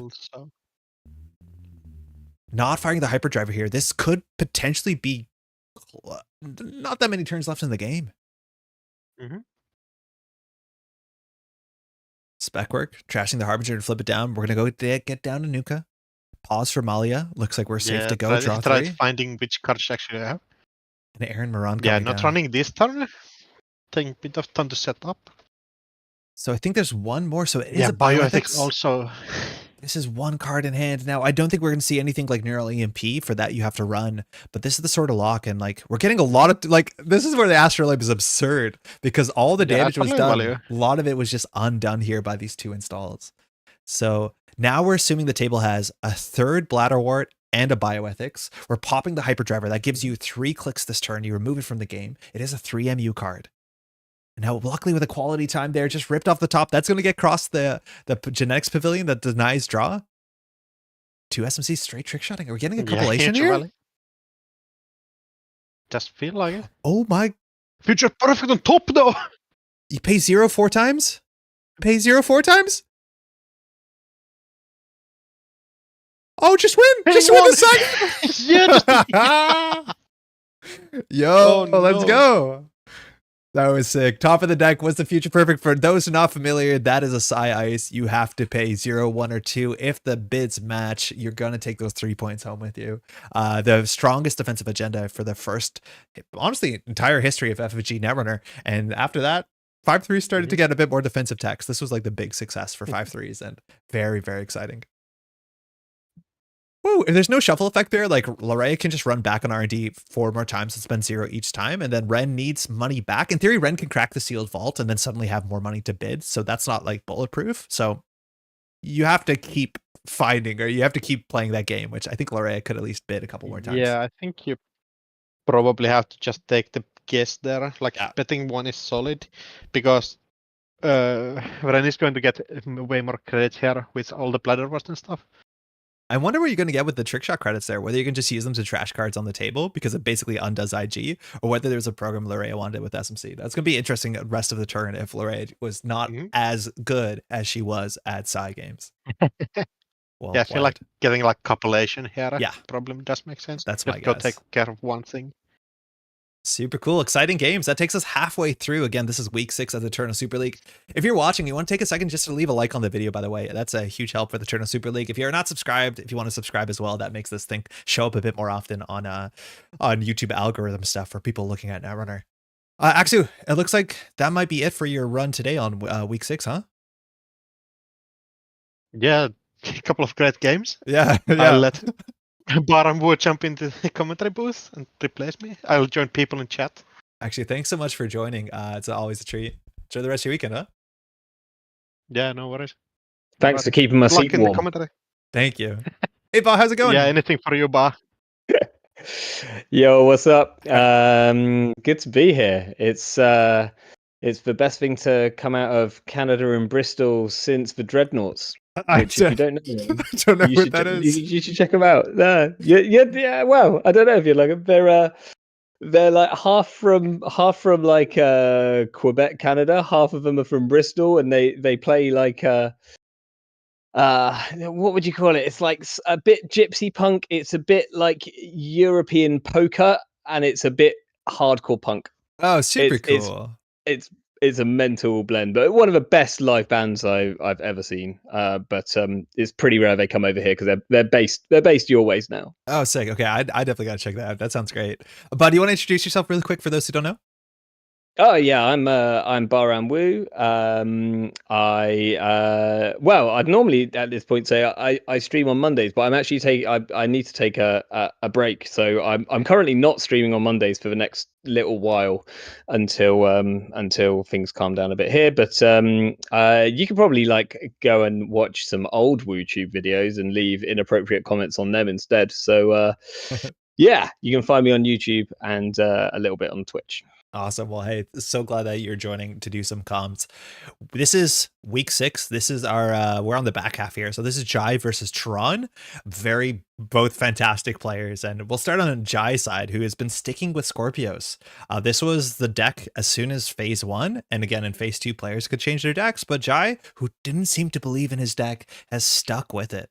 Now, I'm not sure if I'm going to be able to appreciate the subtle differences in how Skorpios change from week to week to week, but it's been doing really quite well. Again, the text basically says recursion is not going to be happening. Once per turn, when a card is trashed, the corporation can choose to remove it from the game instead. And I don't know if this game was recorded before the nice people NB Kelly at JNet have implemented better Skorpios support, because it was a bit clumsy on JNet.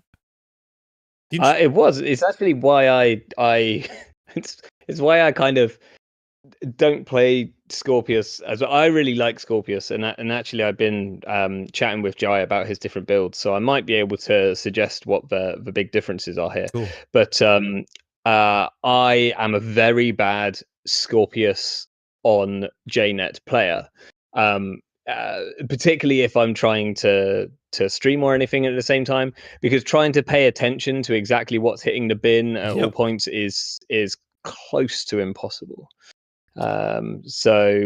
Yes, I might need to try it now via our Lord and Savior MBK has come in and made some quality of life improvements. Now, speaking of things hitting the bin, that's going to be a big thing here. This Cabernet Sauvignon deck, if you can squint at the bottom, it's 205 cards plus the 5 in hand.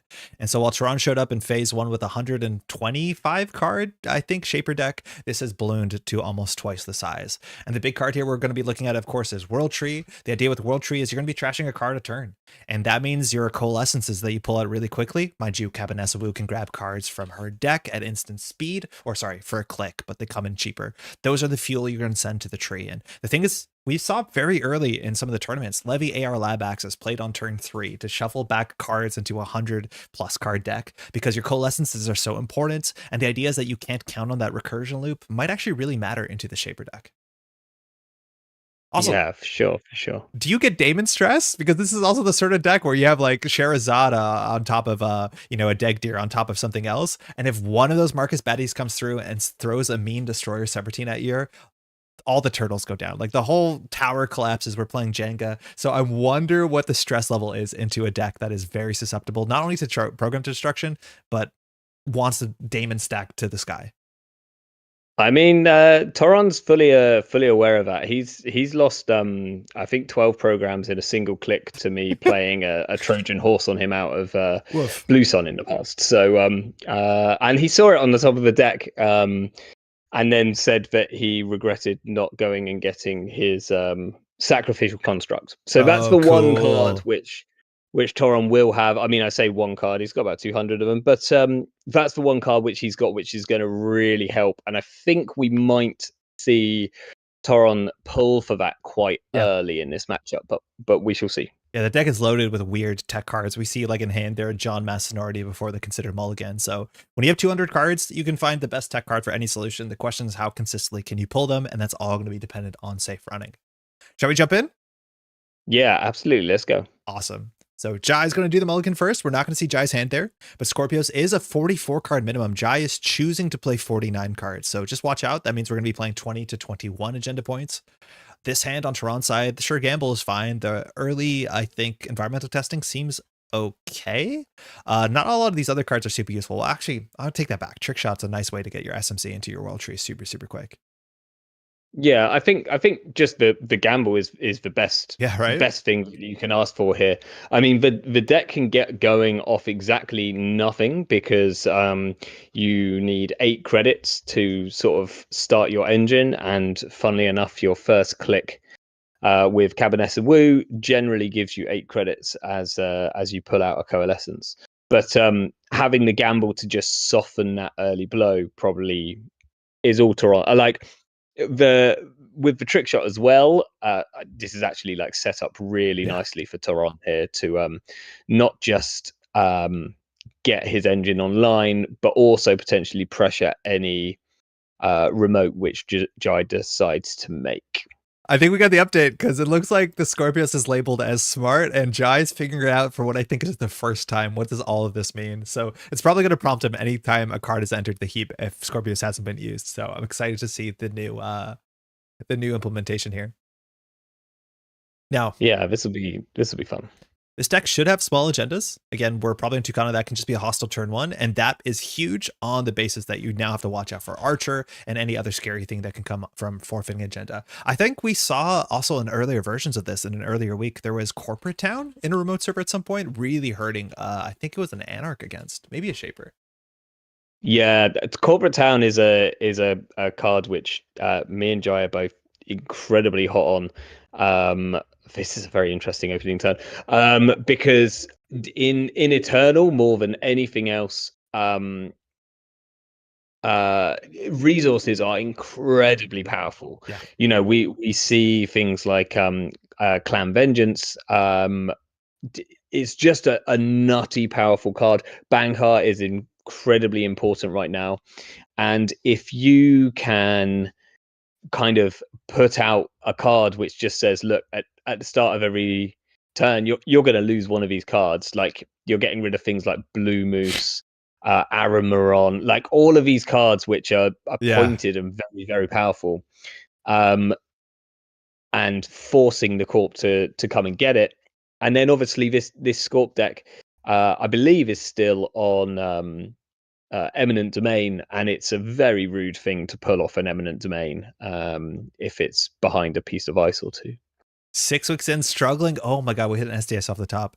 But 6 weeks in, struggling with Skorpios. Oh! That's a Hunter Seeker straight off the top. Uh-oh. That's a Hunter Seeker off the top after stealing an agenda. We're gonna cut... Not able to get a film critic or anything like that down first, so that World Tree is going straight in the bin and out of the game. So while Toron takes 3 points, losing the tree off the top there, which is very expensive to replace. Apologies, apparently I don't have the image for John Masanori, but it reads the first time you make a successful run a turn, draw a card, the first unsuccessful take a tag. It looks like we're gonna get a Coalescence down, get a Sure Gamble up. We'll see if we can pull out the SMC and just fire it. I think we do have the credits to rebuild it on turn 2. Yeah, and this is where this Sure Gamble, if we didn't have that, then we'd be in trouble. Now, the question is, how many World Trees is Toron on? Because I think all of them. I'm pretty sure all of them. Probably free. At this number of cards, probably free. Yeah. But previous versions have only been on 2. We've just stolen another standoff. Now, if Jai has another a second Hunter Seeker... He does! Oh my gosh! How many trees can you plant? Well, we're gonna find out. This is one hell of a game. You started blasting. Okay, so card on a remote server. We got another Coalescence. That comes down to even cheaper with the Deg Deer. Mind you, Deg Deer is a Trojan and makes cards 1 cheaper when you install them, and I don't think they take up MU. They don't, but now we don't have enough money to do the thing. To do the rest of this. We're short 1 here with that publicity, right? Yeah, so maybe Toron clicks. Yeah. Is he clicking for 1 and then going again? It looks like it. Yeah, you can click 1 here. I don't know whether you can get the environmental testing. That seems a bit ambitious. But there's a card in the remote server. Worst case, Rashida, Eminent. But we are up on 3 points, and 2 Hunter Seekers are out already. Yeah, look at that remove from the game bin. It's just perfect gardening. Yeah. That is kind of wild. We're with a deforestation commission going on right now. Yeah. I think we've kind of rolled this back. Toron's rethinking. No, I think we're still going for it. I think we just click for credit and then we make the run so we can get John and we can get the World Tree out again. Or are we trashing to save your credit on the Deg Deer? I think you need the Coalescence unless you're trading John forward for something. Now, John can trigger because I think it's a successful run trigger, so you can fire John first and then World Tree John, which is a successful trigger. Apologies again. I appear not to have John Masanori in my database. I'm not sure why. Oh, I do. I spelled it wrong. That's good. I think you're always selling the Coalescence here because otherwise it's going to get removed from the game anyway. Well, that's going to happen no matter what. Yeah, it looks like. Yeah.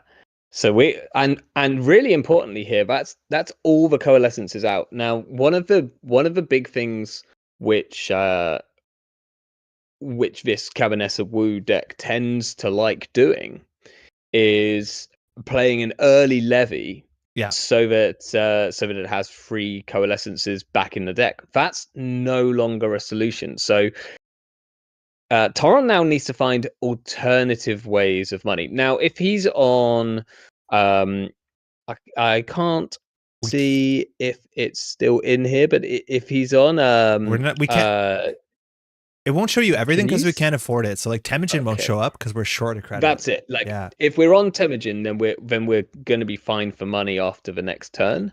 Hitting into kind of that's huge too. It's a Shadow Net, which means that we have a click for 9 credit button because there's no value here left in the in that standoff. In the standoff, that's what I mean. This is the joy of playing 200 cards because you're just like, well, I can include a Shadow Net. Like, why not?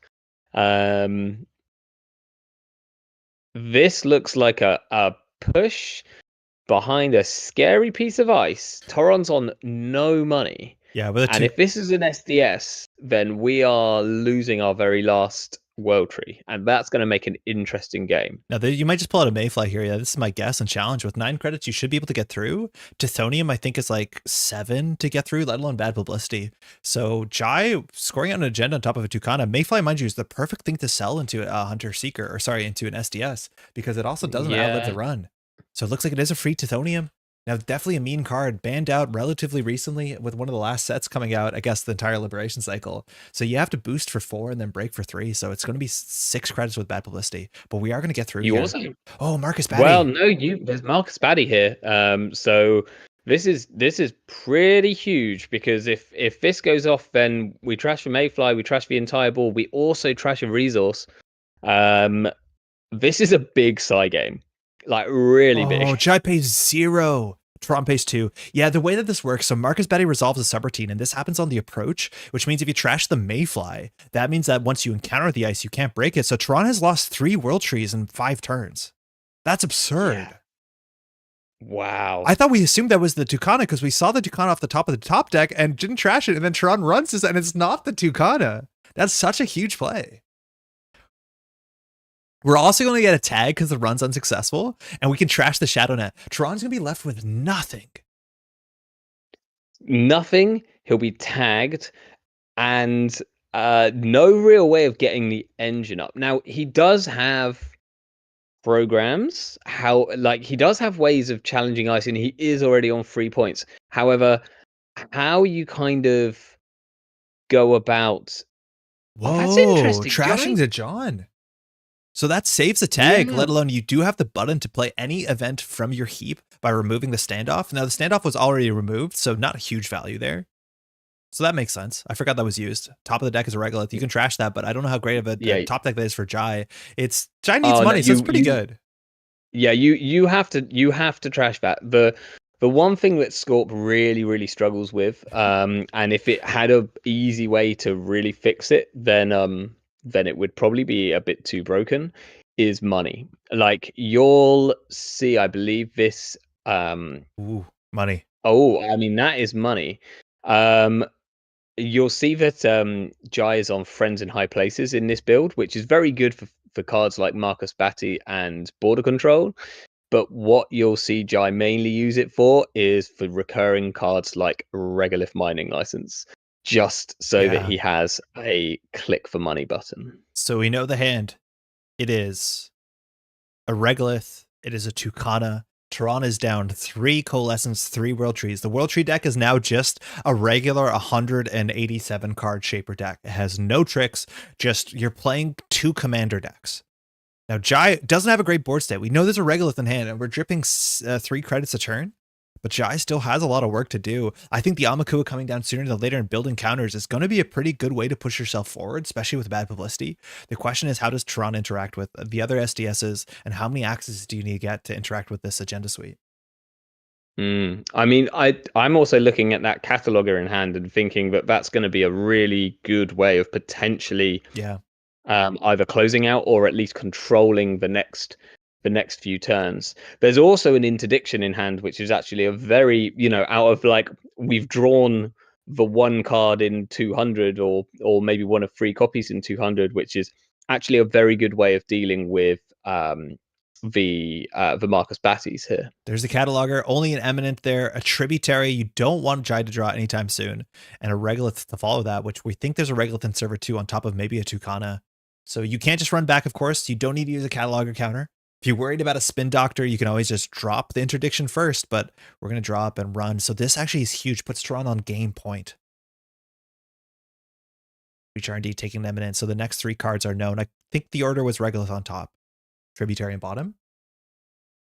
Yeah, and that's actually Rashida, huge. Pretty interesting. Was there a end the run ice wall? Ice wall. Okay, so I'm assuming that's going straight onto R&D, but that's not really going to keep Woo out. No, we're going to grab a Mayfly. Not particularly well. Yeah, this is hard. So now you need a Spin Doctor on the table, and like Toron has everything that he needs to close the game out. Whale to surprise a Spin Doctor, access to Mayfly, access to be able to run R&D. A cataloger you have to run twice though, and that Mayfly doesn't do perfectly. We know the hand is, I think, 2 Regoliths, a Tucana, an Ice Wall, a Tributary. The question is, what are you running? We're going to pull with Cabanessa Wu to the start. Do we just pull out a Fractor and just hard call it?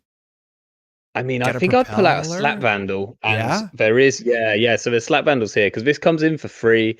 It's incredibly cheap. It means that you can make multiple runs. We're assuming this is an Ice Wall. It is. The worst case here would be a Tefonium, because Slap Vandal can't on top. even...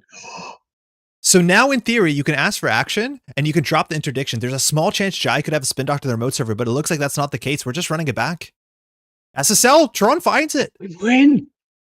The cataloger does it. You don't need any trees. You just need to see 8 cards. The Rashida breaking Glock for Jai actually was a bit unfortunate, but that is going to be such a wild recovery from such a perfect remove from game stack. Just great. Wow. I mean, this kind of shows you the sort of the power of Woo here. Like, you know, you can do the whole world tree thing, but at the end of the day, just having access to almost like, well, not everything in your deck, but everything that you might need in your deck.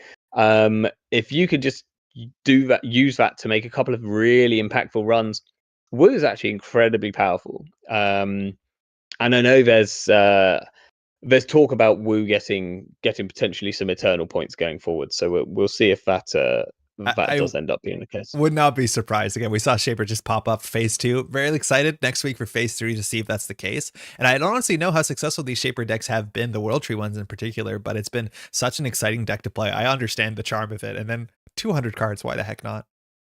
Yeah. I don't think they've been popping off quite as much, just mainly because it's a very hard deck to play. Yeah. Knowing exactly what you're meant to be doing, pulling, where you should be pressuring, things along those lines is incredibly tricky with that deck. So kind of unsurprisingly, like lots of people have picked it up and their success has been sort of up and down, because you really need to grind that one a little bit before it makes any sense. Now flipping the table, we have 2 players on identities I know they definitely like a heck of a lot. It's just starting on the corp side. This is Cerebral Imaging. We saw Toron play 2 different Cerebral Imaging combo decks. I believe this is the Vanity Project Fast Advance deck. We saw in the first phase is a Brain Rewiring Lethal combo deck. And if you're not familiar with what we'll call CI a lot, it just says your hand size is equal to the amount of your credits. So you can play all these cards, all these clearances that just say draw cards, gain credits, because you don't end up discarding those cards. You just kind of balloon up. And then once you have enough cards in hand with Big Deal and other combo pieces, I don't know if you can score out 7 points in a turn with this deck, but you can go pretty quickly from 4 straight to 7. So things can be quick. Now, I want to shout out that Andromeda hand. I don't think I've seen a hand, barring Account Siphon, that has so much tech to deal with Cerebral Imaging. Have you ever played a CBI raid against somebody? I have, and not out of Andy, but you'd be unsurprised it was out of Arasana. This opening hand is great. Utterly wild. Yeah. The one thing it doesn't have is draw. Yep. So Jai probably has to kind of consider that, but so much money here, and you know, as long as you can sort of go, well, I'm going to set up the money for the rest of the game on this turn, and then I'm going to spend a little while drawing. You might drop an employee strike this turn. It's hard to say. I'd be interested to see what Jai does with this. Now, while the corp deck is definitely playing currents, Employee Strike, of course, turns off the text of the corporation and will remain there until the corporation scores a card or plays their own current. And I have no doubt the CI deck is playing at least 3 currents, some scarcities, maybe some enforced curfews just to get some neutral currents in there. But when this is on the table, CI is going to have a huge problem. Also because this deck is running the 3-pointers and the 4-pointers, which combo off on, I think, big credit thresholds, unless there's a combo I'm not familiar with. It's hard to be like, oh, I'm going to score an agenda this turn when scoring an agenda costs 18 credits, right? It's a bit more dire, that's for sure. It seems like a wild hand. I think the current de jure for something like CI is it ELP? I can only remember the acronym, but not what it actually stands for. But yeah, I don't think we've seen a lot of it. I think that makes the most sense, just because it really tends to slow a lot of runners down who just want to sort of make a lot of runs. Yeah. So I wouldn't be surprised if that's the current Toron's on here. Yeah, so we have a couple options for sure. Now, we'll see if Toron keeps. I think Jack can't quite like this hand. Again, credits, a lot of them. Card draw kind of lacking, but we'll see how soon Jack can fix this. Again, when you do start with a 9-card hand, you're already kind of up on card draw comparatively to most runners at that point in time, but you could want more, that's for sure. Let's dive in. Lovely. All right, Toron. Going to take a mulligan here. That makes it easier for Jai to keep his hand if that's what he wants. In terms of breakers, we do have the paperclip, which is a heap breaker, so you can install that when you encounter. I'm not sure what ISIS is. I think Toron is probably playing reg ice, so gatekeepers, drafters. You do see things like mother goddesses and sometimes Excalibur, so some of those like neutral typeless ice, which can interact favorably if you draw them in the right order. But actually, Jai, thinking through this hand. Yeah. I think we're seeing less of that that ice suite recently. I haven't seen it for a little while. Back when I started playing Eternal, it was all the rage, and it was why I was really confident playing Arasana with 3 slap vandals and nothing else. This is like really. I mean, either Toron just doesn't have the ice, or this is Toron just saying you don't have a siphon. Yeah. And technically, he's right. He's right. Account siphon. For those not familiar, this is the defining criminal card in this format. Run HQ, 15 credit swing. Hope 2 tags, doesn't matter. And so far, they haven't mattered this week at all. We're going to open with a gamble here. Maybe that means we can play our Desperado, whether we're going to start checking things as well. Server 1, I'm assuming, I don't know if it's just a Jeeves or a Wage Workers on the table, or whether you're just offshoring a Spin Doctor. I'm not entirely sure what my read would be here. Yeah, this either that or Toron setting up. No, actually, because he's not on kill this time, is he? No. So yeah, I'd assume it's either one of the kind of recursion tools for Jackson or the spin, or we're going to see a Jeeves or a Wage Workers maybe. Hovering over the Desperado, mind you, the Criminal Console from the original core set, you had to buy 3 of these, but it gives you credit for every run. It looks like we're just going to start checking and not dip down the 2 credits to get this thing down. Now, this hand, you can discard some cards. That's a big thing with Andy, is run events are really easy to play on turn 1. And while we don't have any in this hand, we're okay discarding the Paperclip. Career Fair into Blue Moose is a 2-card install, so you end up trying to get the, all the value without having to pitch stuff. Yeah, and Jai might even be bearing in mind the fact that he wants to end up over by 1 card. We see a clone suffrage movement. Okay, well, that's probably coming down, because giving Toron back a violet level clearance at the start of his turn seems a bit too risky. But yeah, Jai probably wants to end up over cards here so that the Paperclip does end up in the bin, as he's not totally going to be sure what ice suite Toron's going to be on at this point. We're going for the CBI raid. This is going to put 7 cards back. Again, no ice on HQ. So the corporation can decide 7 cards and put their hand back on the order. Now, some classic CI decks allowed them to set up combos by doing that. Now, this is just still a huge loss of tempo for Toron. So Toron probably wants to put on top of the deck a clearance that you can top deck to start drawing, but it's going to buy you a couple turns on the rudder side, that's for sure. Yeah, and if it's a violet level clearance, you don't want that on the very top because it's trashable. So it's that too. I guess if you've got like Ultra? Red level clearances and things like that, then that might make more sense. I quite like the throwing these in as part of a deep dive turn, because after they've so carefully stacked their R&D, you then shuffle their whole deck anyway and give it back to them.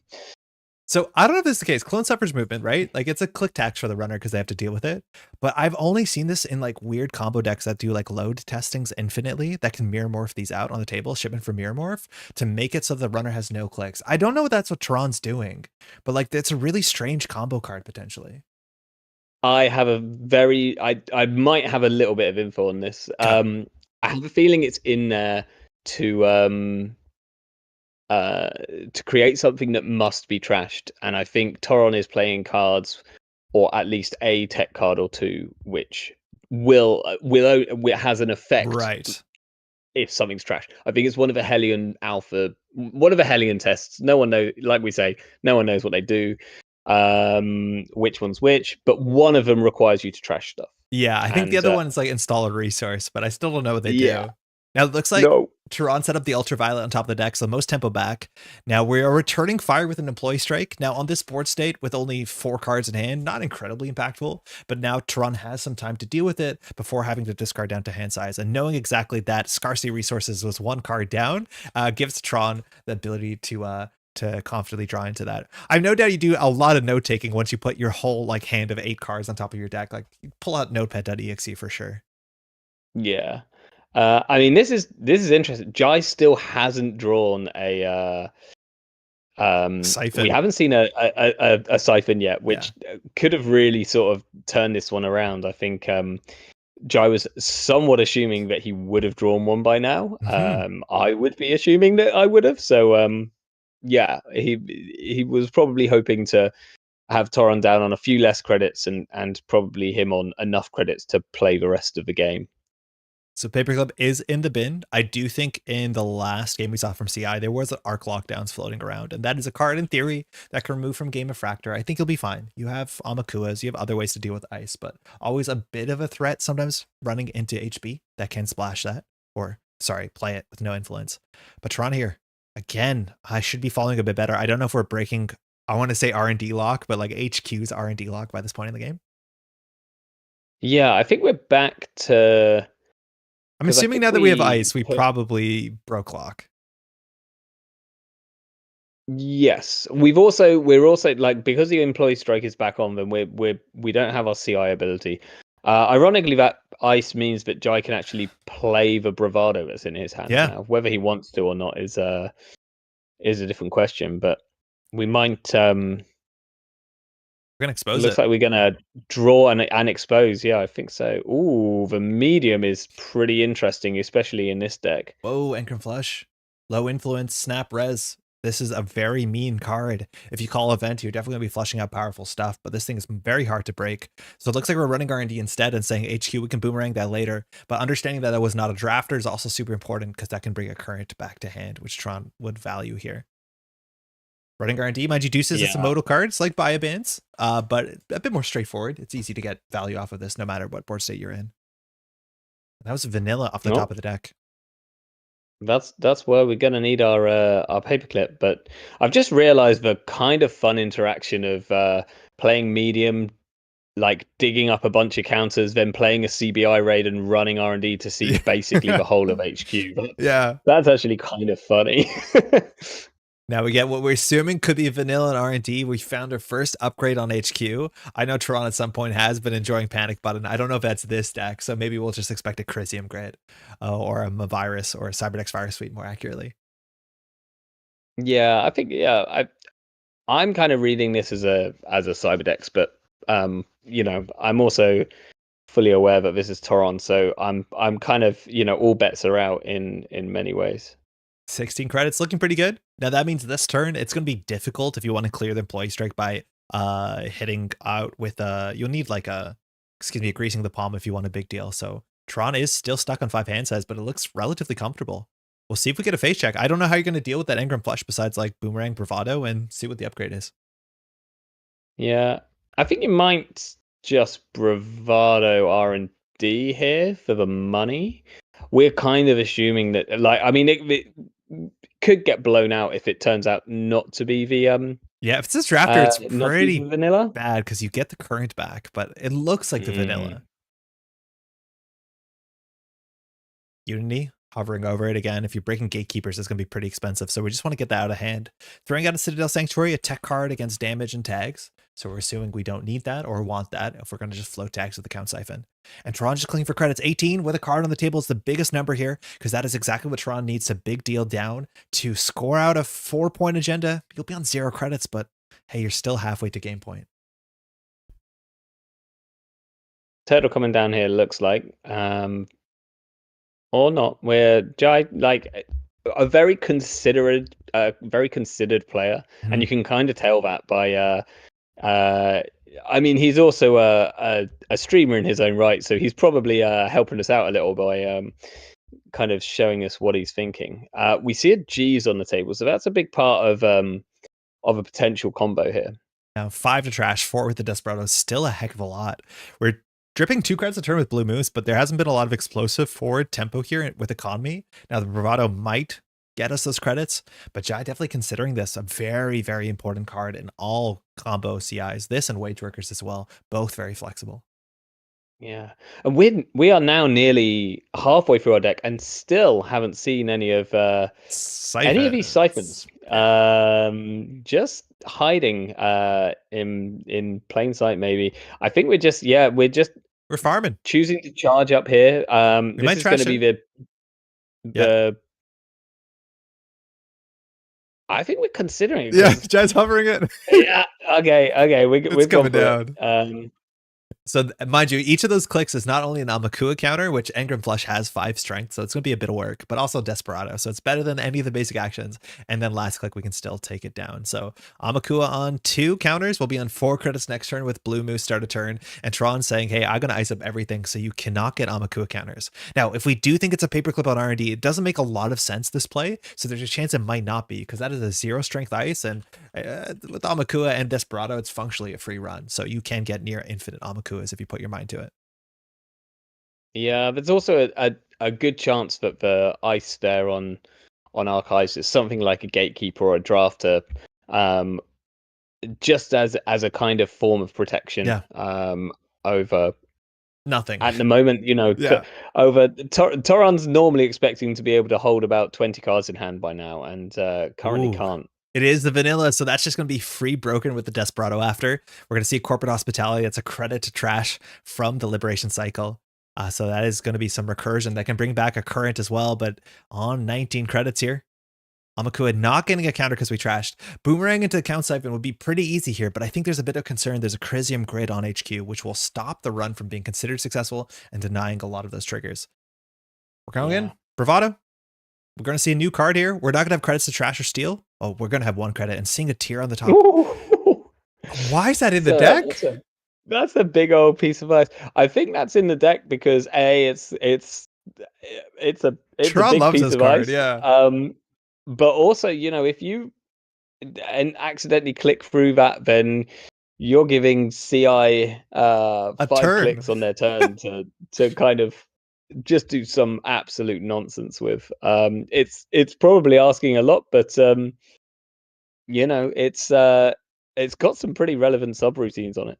I'm not convinced core damage matters. I think that is just like a tempo ice, and maybe that's res for free through some trick. I don't know what the trick would be. Now on Jai's side, we drew into a Rebirth here. I feel like the Rebirth targets I've seen from the Andy decks through the ESL season have always been just like kind of the safe, boring option. I think there's some really great options to pick another criminal identity. I'd be bummed out to see 419 here. Like, I want to see a Steve. I want to see forward tempo. I want to see a cool line. But Toron on 17 credits, still discarding down to 5 cards, playing a blank identity. I'm not sure if that means that Toron doesn't have the combo out or clearly doesn't have another copy of Scarcity in hand. Yeah, I mean, I think I'm picking Sable if I'm picking anything right now. That's fine too. I think clicks are going to be important. Yeah. Now, the nice thing here is Toron's put 2 ice on the table last turn, and that's a really nice play considering. But we know one of them is the tier, but we don't know which one is the tier. That's so perfect. there's a real sketchy Schrodinger's tier. Now it's very scary to run. Maybe that's why the tier is in the deck. It's just there for mind games.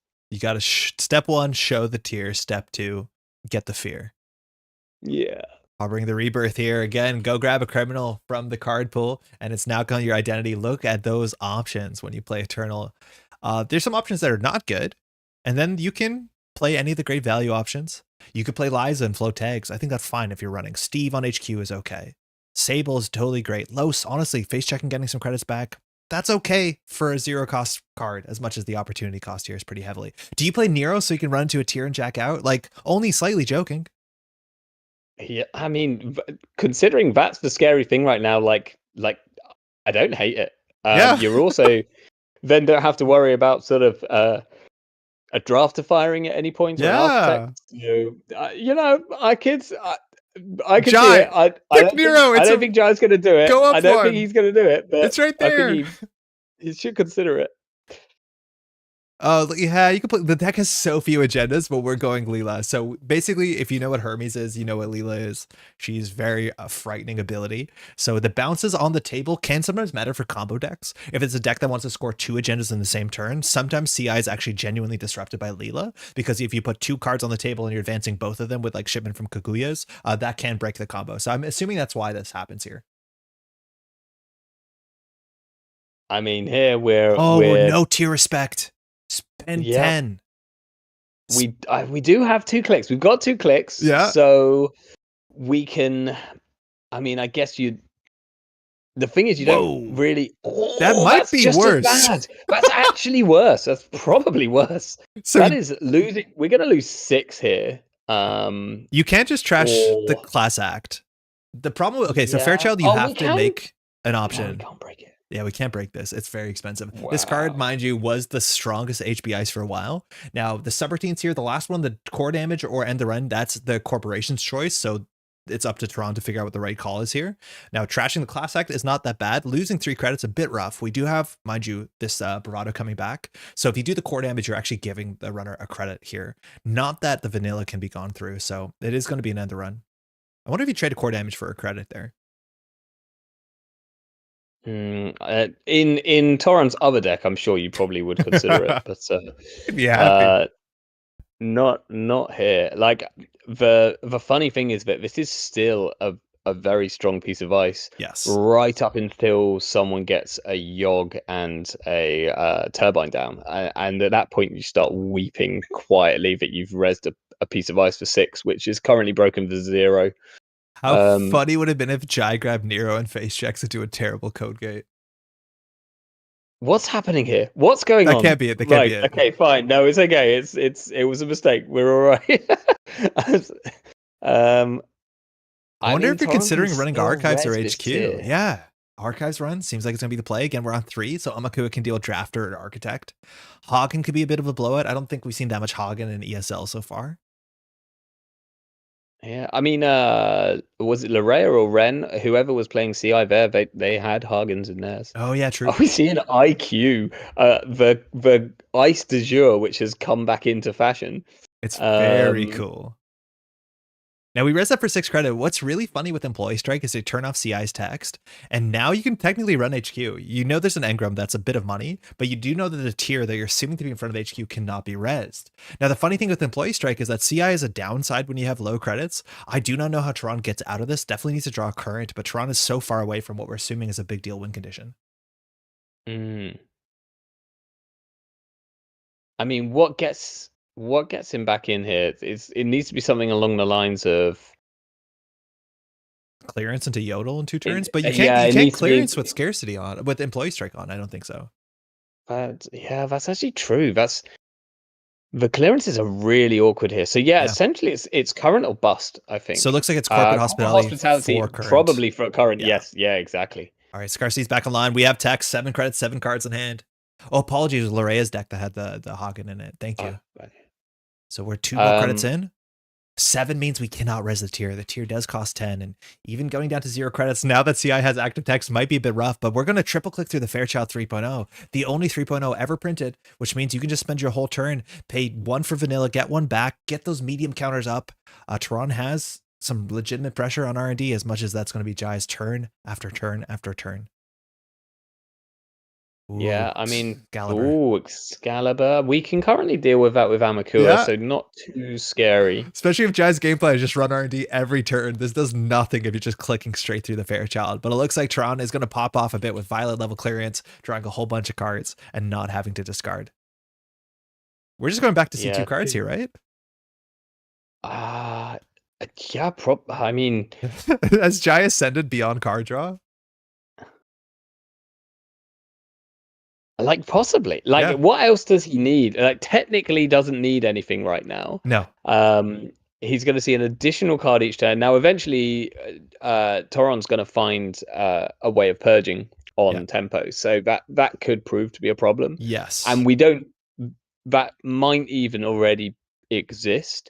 But once Jai makes this 1 more run, if he does, then Amakua would also be at 5, which is a big deal. The break point for Fairchild. So we can't deal with the tier yet, which we now assume is on HQ, but could potentially sort of start running through R&D a little bit more efficiently. Ooh, Boomer on the engram. I'm pretty sure we could have done Boomer tier, but this is a tier saying Toron, go down to 2 credits if you want to. We have 2 clicks left here, but we're pretty sure this is the tier. I thought Boomer on the tier Siphon might work because the engram doesn't end the run. We'll have to see if it's a Crisium or not, but we're not resing the tier here. Engram, if you want to res, it's not going to do anything. We'll see what the upgrade is.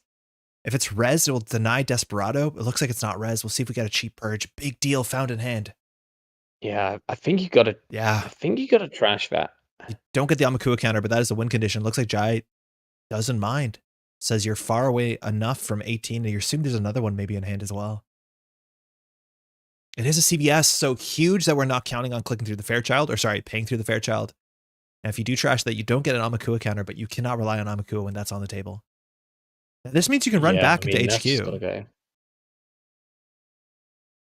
The question is like, when on the turn is it too late to face check into a tier? Because Toron didn't res it before. Will Toron res it now when there's one more subroutine that will resolve consistently? I mean, it's maybe. I think it really depends on whether Toron has a way of popping that back up in money in a big way. You need a YDL. If you don't have a YDL in hand, then you can't res that tier. Even if all 3 subs fire, I don't think you can res the tier if it's going to mean that you're on 2 credits next turn without a way of getting yourself back into it. Yeah, I can also consider the CBI right here, which is really funny. That will go through guaranteed as much as you click through. Like if you give CI an extra click because you click through one of the tier subroutines, doesn't matter if they have no cards in hand. Yeah, that's pretty true. I guess. Well, do they just put the agenda on top and then they just score out an agenda without having to? Yeah, but like if you give them all 3 clicks. Yeah, exactly. So I think you just like take the core damage and don't care. Drawing up again. Yeah, okay, that's fair. Career Fair into Classic is still too expensive. Oh no, apparently we can do that. It does beat Scarcity, so we installed that for 3 credits. Sorry, the highlighting doesn't work because it's Scarcity on its own. So we got a Hana, we got another Employee Strike, 2 Siphons, and an upgrade returning to HQ. Server 3, probably a Jeeves, and there's a Hayley on beta test. So what is the text on this one? You installed I think it's installed a resource, so we're going to return something to hand. Yeah. Is it return to hand or is this one? Oh, trash 2 non-programs. Yeah. 2. Oh, Blue Moose. Interesting. So we picked man. I think that's the last Blue Moose. I think all 3 Blue Mooses are now out of the game because I believe that the other 2 have been removed. Yes, you can barely see the previous Blue Moose. So that's a huge amount of Jai's econ going forward here. For again, majority of players who played through FFG era don't know the text on this card, and Toron has been winning games because of it. I remember an exciting game where Augustus installed a resource, and that was the only way that this could fire to allow Toron to combo because I was interacting with a resource that was stopping the combo. Like, it's such a wild line to be like, don't install resources this turn. You can't get beta test. But yeah, or this is the access to card one. Sorry, the alpha is if you've installed a card, I think. Yeah, it's bad. There's this one's and one of them's trashed, and yeah, I mean we saw a game with Toron, which was he had no hope. We all assumed he had no hope. Yes. We saw a heartbeat come down, and he's trying to kill with brain damage, and then still manages to do it using some pretty wacky tech cards to deal with his or counter tech cards, if you like. Now, Jai's checking this at a minimum a Desperado, also sometimes an Amakua, but a Spin Doctor is just going to disappear. So not a Jeeves, which Jai would have actually had to spend basically his whole turn dealing with it if he was worried. So still leaving us on near no money, no Amakua, no medium. You can always click through R&D first click if you want to, because Fairchild 3.0, mind you, is a 3 clicks or nothing. It's not a 1.0 where you can decide to only pay for half the package. And look at that IQ now is 11 strength currently. Archives is pretty safe with that 1 piece of ice. Just doing a load bearing amount of work there. Yeah, you can boomerang it. I don't know what the idea is for IQ. Like, do you just always res it early, or do you have a way to res expensive ice cheaper with, like, there's tiers in this deck. It feels like there might be some ice cheating tech. We just haven't seen any of it. Yeah, or maybe, I mean, often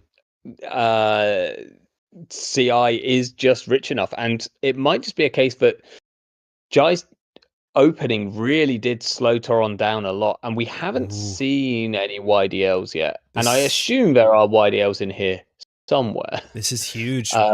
Only on 16 credits. Toron really needs to find a current here. Looks like Spin Doctor's drawing into it. Drawing while you have... Oh, YDL into Scarcity is so huge turn. Clicking for, what is it, 13 credits? More 14 credits? And then Scarcity returning. So it looks like the current war just as FFG intended. Jai there going for a really strong Haymaker, but Toron having the riposte. Yeah, and we're kind of assuming that Jai's probably really not on much recursion. There might be a same old thing in here, maybe, but that's probably all the currents out of the game from Jai's side. Maybe we did need this to be Steve. Not that HQ is particularly runnable right now. Imagine Toron spends 10 on a tier and you jack out with Nero. I'm just saying, it would be so good. Now, run R&D here is probably one of the options. Bravado, again, means that you'll get 8 credits, 5 credits back, and you can get an Axis and an Amakua and a medium. That seems relatively good. Again, technically you can win on 2 Axes if you're very fortunate. There are vanity projects in this deck, which are just blank functionally. They have cool flavor text, but just 6/4s. Yeah, nice art as well. Yeah. It's quite it's quite distinctive. The vanity art indeed. I wonder, I'm assuming Toron will big deal out next turn and still be on comfortably enough credits to not have to discard his entire hand. So this is probably where Jai has to like really start interacting or start brushing, because Toron is threatening to win probably in 2 turns. Yeah, this could be a sort of boomerang bravado sort of turn. That feel like, you know, you're kind of saying, look, res the tier if you want, but you'll then be off your kind of game plan for next turn. Yeah, I wonder if Toron's got other ways of fast advancing which aren't big deal, because it's relatively easy with wage workers and various other bits and pieces, and he's already got Jeeves in here to kind of do some fast advance tricks which are a bit cheaper as well than yeah, the shipment from Kaguya stuff is like going to get hard challenged by Leela. Again, that's why Leela text did show up here. So if it is like wage workers, shipment from Mirror Morph, install 3 cards, Kaguya to spread advancements, and then I get clickbacks, like Leela does work with that well, but there definitely should be a way to score out some amount of points from I was thinking there's slightly simpler ways which are just biotic. Kind of biotic, greasing, red level, and then you get your wage workers clicks and your Jeeves clicks and all of that kind of nonsense, and then you can just install and triple advance sometimes. Yo, we're sending it. So we boomerang the Ysengrin Flush, which is a non-end the run, just takes 2 cards out of the hand. But Toron now here can res what we're pretty convinced could easily be a tier. Now that is 10 credits and has some pretty mean subroutines. So that means if Jai wants this account siphon, it is a tier. We're going to give some clickbacks to Toron, which might just pay off against the count siphon, only losing 5 credits. So we'll click through the end the run guaranteed. 2 core damage I think we can take, and that's where the Ysengrin Flush like has actually less value here. Yeah, like this is where you probably did actually want to boomerang the tier, because you're going to lose your cards to the core damage anyway, right? Yeah, and then that gives the runner or the corporation fewer clicks. So Ysengrin Flush is going to be rezzed. So we're assuming we're going to call event here, and we did. So we're going to flush out the entire hand. Oh, Chrysium! What's that Chrysium? That's huge. But wait! Nice try. It's so depressing here. So we get our first Leela trick, and there is no cards to bounce. Toron should have not rezzed the Chrysium there. Obviously, it's unlikely. It's probably like a 2 and 13. But like, if you're worried about that, you just don't res and eat the siphon. Now Toron can just score out an agenda here, install 4 advances, or actually only a 4/2. Wait, what the heck? That was wild. Just clicking for 3? Yeah, what a waste in many ways of a turn. Oh no. You know, like of a turn where you've got extra clicks. It's like you've played Biotics and then you've played a couple of hedge funds. Yeah, it was like functionally an 8 credit tier, right? Because we rebounded 2 credits for clicking. But Jai feeling okay about that. Now only needs to touch 1 card. There's always a fear you can now just run R&D, see a single, next turn run back, see a double, and just click through everything, pay 1 for vanilla. Like Jai needs to play around the Vacherons. Like that's where speed is favoring Toron, but honestly not in the worst spot. Yeah, I mean, we've seen some wild vanity rips out of HQ tonight already. So this is a kind of tricky spot for Jai. I mean, I get the impression that Jai's probably just going to go back to running R&D once a turn, because I'm unsure what else. Yeah, I think Toron needs 2 turns to score out, unless Toron is like holding all the agendas in HQ, and that's why the tier is there. So it's okay saying like, okay, there's 1 agenda in R&D, it's a Vacheron, you can't win off of R&D. That's what Jai has to figure out. What a game. Now on 17 credits, I'm not honestly sure if Toron can big deal out.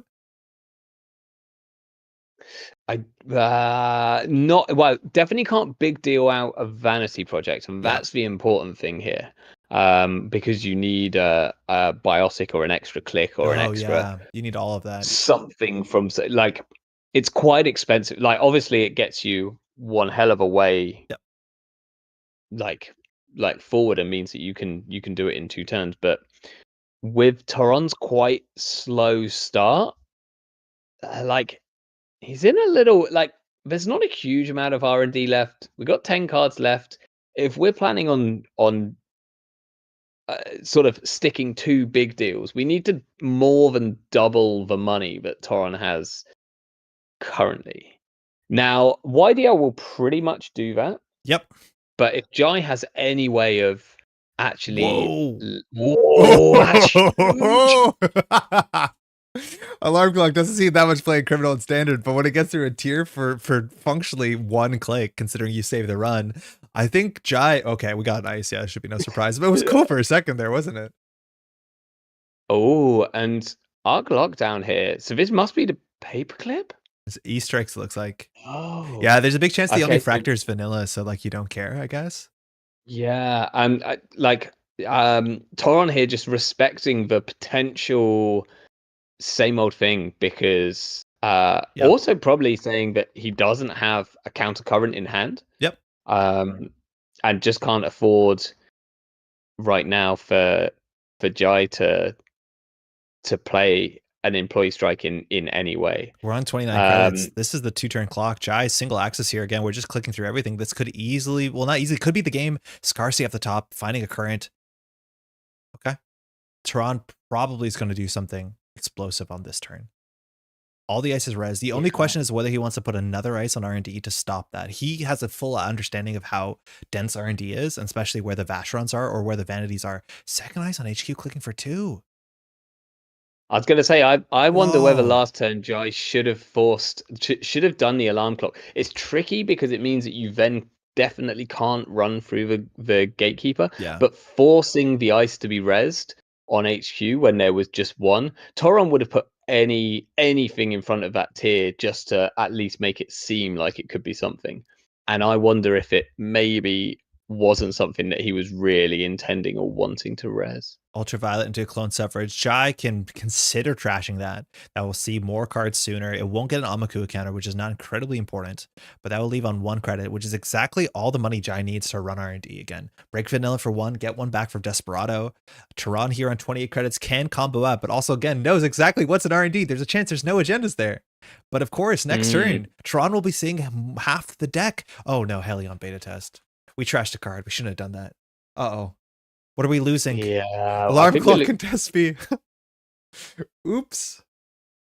That's really interesting. That's so it's got to be non-programmed, hasn't it? I was going to say, why isn't the Amaku gone in the bin? But so this is a spin, right? It's Amalia. So that gives you Amakua. There's no longer Desperado, but we're just bouncing off that. Now, this doesn't do anything, but it gives cheap Amaku counters. Tier 7, Fairchild 7 is a big number, and Jai doesn't even have credits to use these Amaku counters with.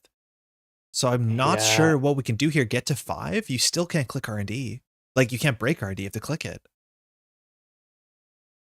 No, this is kind of interesting. I wonder whether Jai didn't... I have a really funny feeling that Jai won't have realized that he's lost his Desperado. No. I think that's what he... I genuinely think that's what he's thinking about right now. Because that feels like a perfectly good turn if you're also making 4 credits. Yeah, that's great if you're making 4 credits.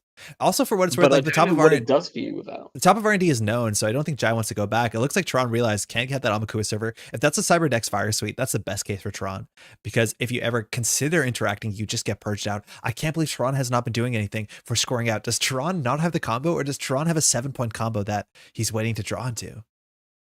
You can run R&D and see half the deck unless there's a Cyberdex Fire Suite, which will at least purge out the medium. If that was the case, though, why would you put in server 5? Oh, because you have to trash the Amalia for sure.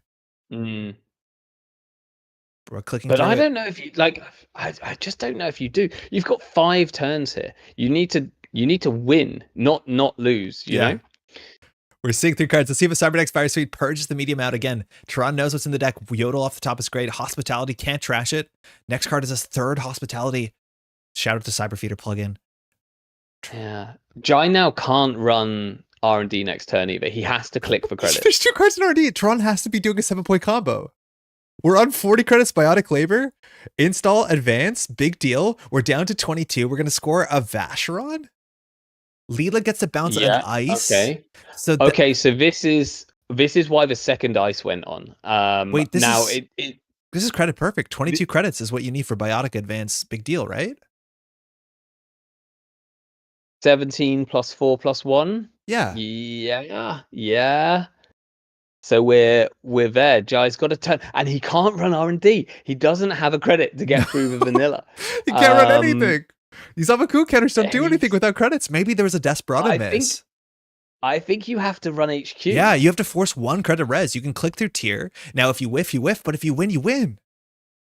Yeah, I think you just go here. You click through the end of run. Ysengrin Flesh doesn't matter. It doesn't end the run. Happens. So Toron can only res a vanilla here. And if it's a vanilla, it doesn't do enough. Because Toron needs 22 credits to score out of Vanity with Biotic and in hand a copy of Big Deal, which we know is there. So that is 22 credits. Now, sometimes you can quickly get credits by doing YDL into Biotic. That does work. Yep. Oh, no, it's 23 credits because you have to do Biotic Advance. Yeah, we're short of credit. We need a trick. We need a trick. If there's there might be a red level or a greasing. Yeah. Either of those will do enough. So we're gonna get a click back from the tier. So this actually might matter. Jai needs to hit it here, and it has to not be a Vacheron. Anger and Flush, call resource. There's no shot. We've got 2 cards which potentially win the game here. We lost the Amakua. Big Deal can't trash it. No breaker left. R&D is locked out. The paperclip is still in the heap, costs 5 credits. You can still consider running HQ, but it looks like Toron might have it here. Biotic. Advance. Big Deal is enough credits. Because of the gained clicks on a tier, that's 7. It was in hand. Jai had a shot there. There might have been 2. What a game. Wow. That was a really wild game. Like, really insane. You've got to wonder here, if this had been 419, it would have been better. I don't know about that, but wow, I wanted a Nero there for sure. What a wild game. Again, we were down to, I think, 1 card in R&D left, so like really have to do it there. But very, very, very close. That's absolutely absurd. Well played to both players.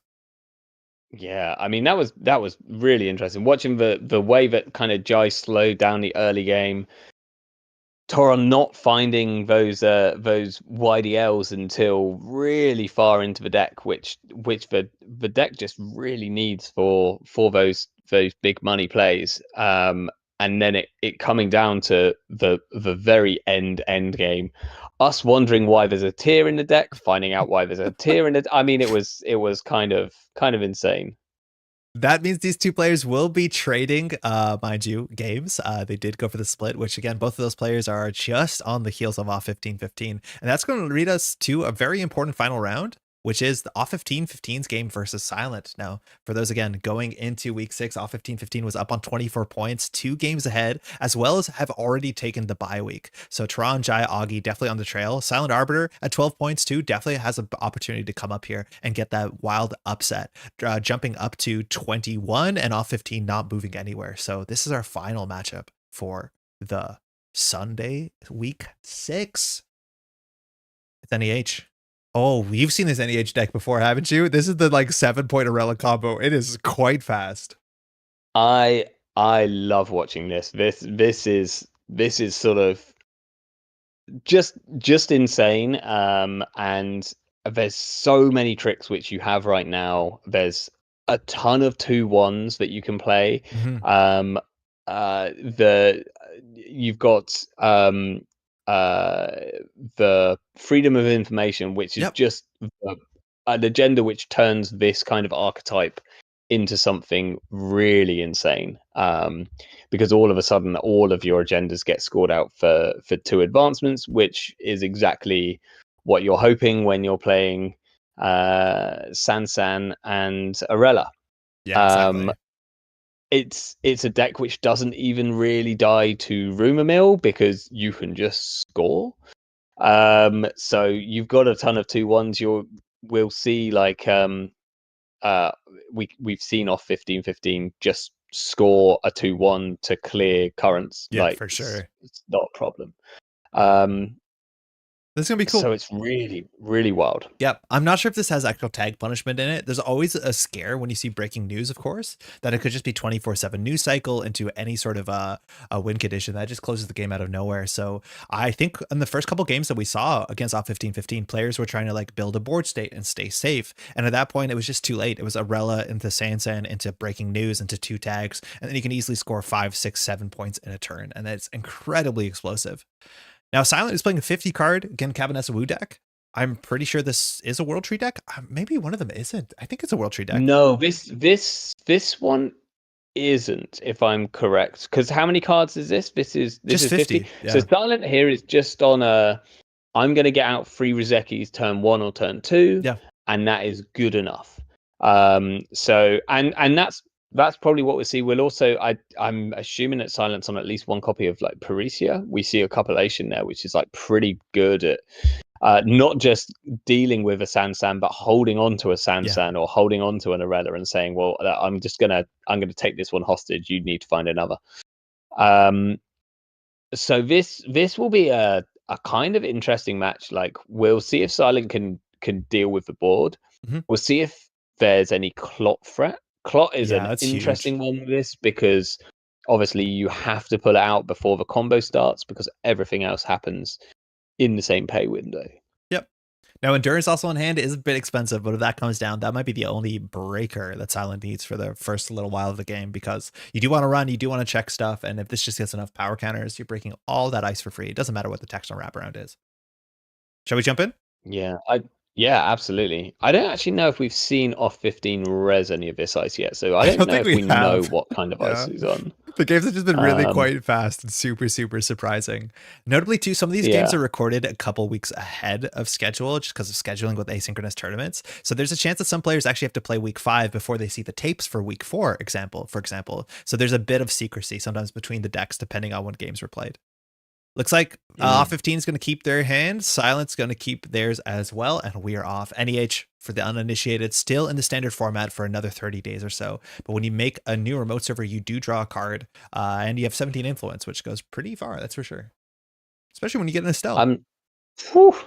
Yeah, I mean, that's a fast start.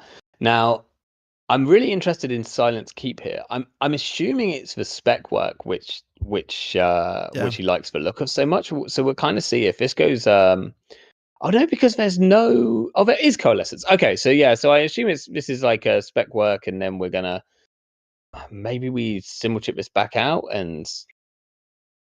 Yeah, we've access to Parisia in the deck, and then you could like simulchip shuffle it, but it's a bit tricky. So running a Stell here with at least 3 credits is super important to force the pop. This is going to put extra cards in the corporation's hand.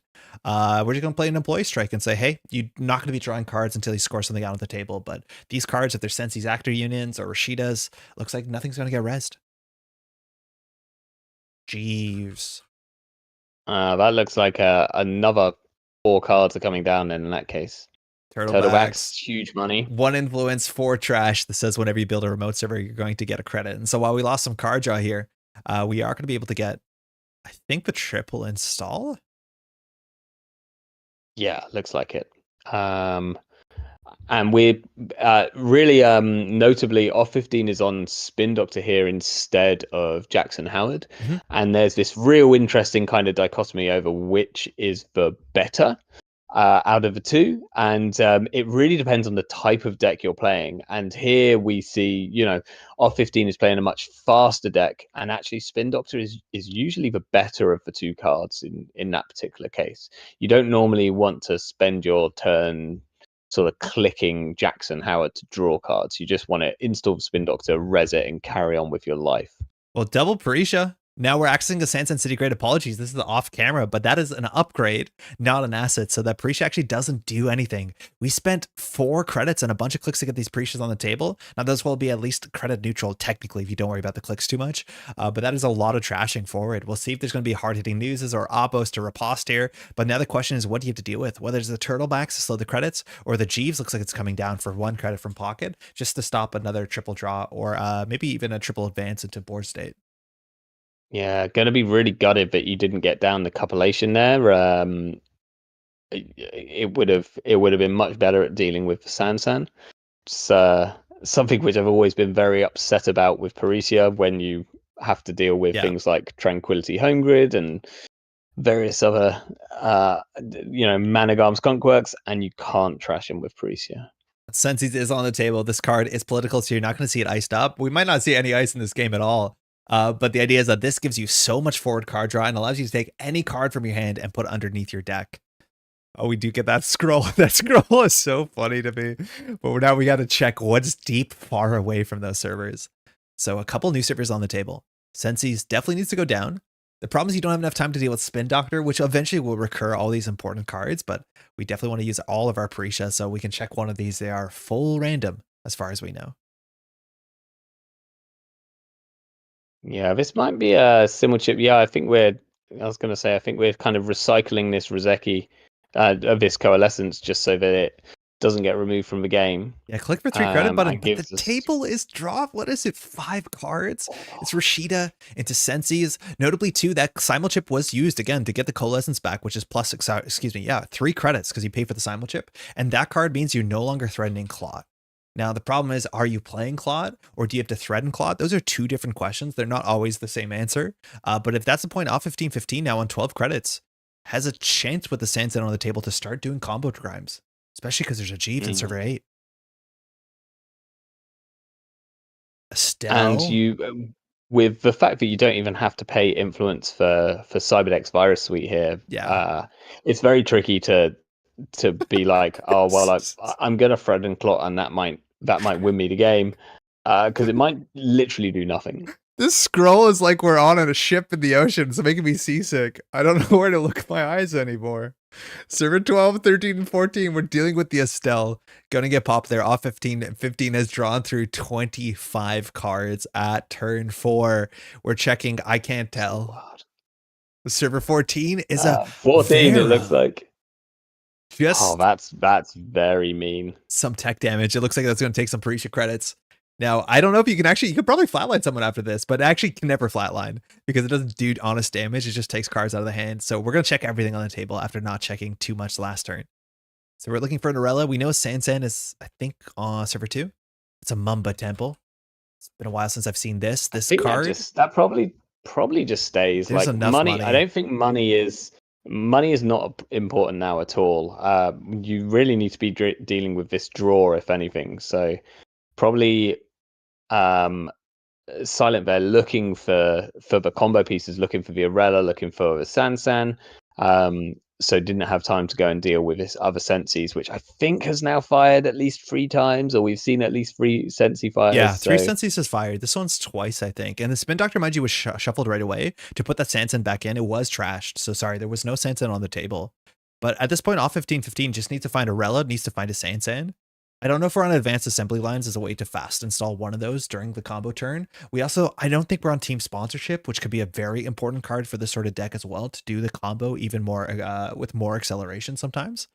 But it looks like things. I don't know. For influence is kind of interesting because Estelle Moons is 2 or 3 influence. I think that will she make a big difference. is 2, but you need to run 6 HB cards anyways because of Jeeves. So yeah, usually I'm not sure what you run. I think you end up running sponsorship in that role.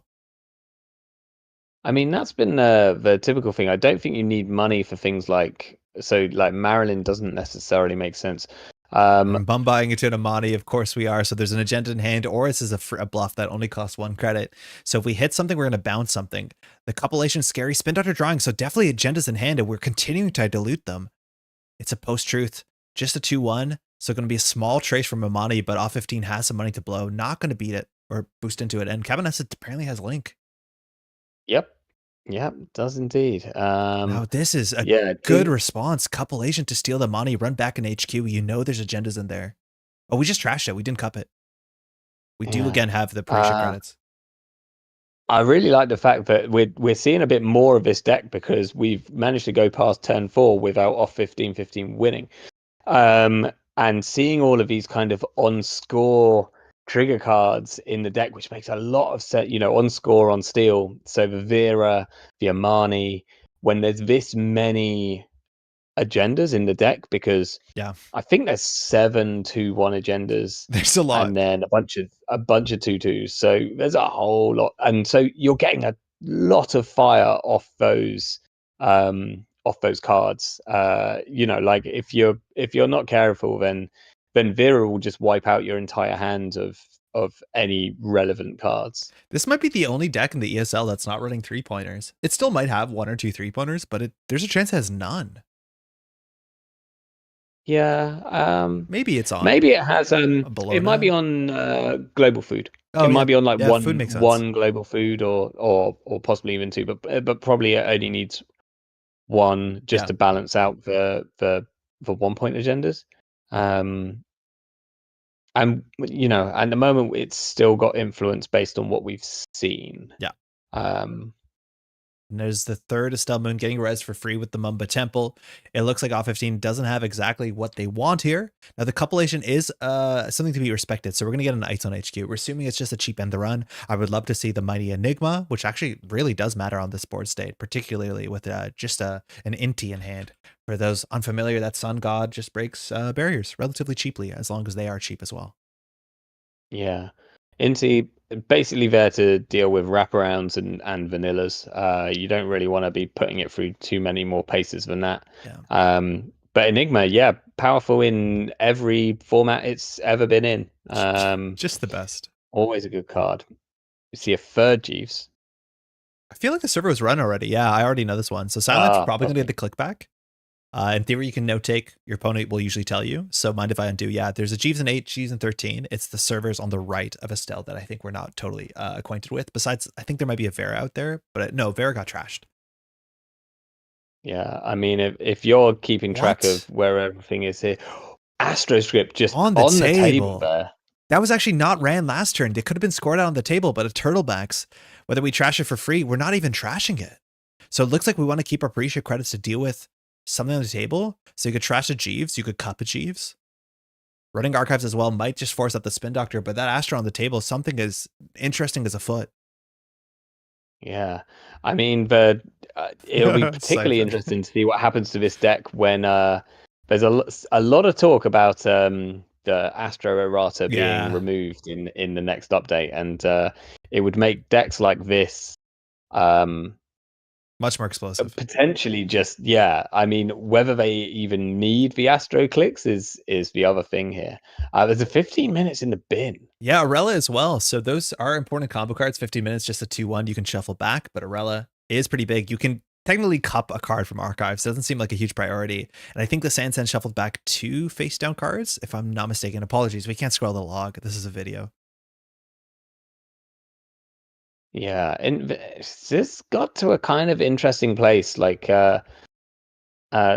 quick glimpse of Silence list there, so we can see where all the influence is. So this is very heavy on the account ciphers. Yeah, and like Endurance into Siphon, I get it. As much as like Silent hasn't had the time to get Rozekis on the table with Cabinet's ability, so the credits here have just been in the strength of 4 cards a turn. Take that, Whizzard, with the Parishas. As much as you still have other issues you have to deal with. Yeah, I mean that really shows you the power of Whizzard. We've spent a lot of money to be worse Whizzard. Yeah. And clicks and cards. So see what Off15 does here. Start a turn has already fired. We have a Moon with 1 counter on it, which can be popped at instant speed to draw a card. Could be more. It looks like we're going to install another card that's out there, server 19. And now Estelle Moon is going to gain 4 credits and draw 2 cards. So Off15 at 15 wants a Sansan in the remote server and a Arella in the remote server. And then you want to score out a 15 minutes. And then you can trail that into a 2-1 or sorry, a 2-2 with post-truth. Install advance. Looks like we're just score out of just a post-truth. Clear the current. That's been online since turn 1. It's 2-1. You can draw a card. We'll see if that gets drawn in. But just getting a card out of hand here. We did. Yeah, I think it did draw a card. Yeah, I'm really curious to know whether off-15 has any way of installing multiple cards on one turn, something like a fast break or a shipment from Mirrormorph. Yeah. I can't remember how much influence Mirrormorph is. I know that fast break is exactly free. So shipment from Mirrormorph would maybe be cheaper in terms of the influence spend. Yep.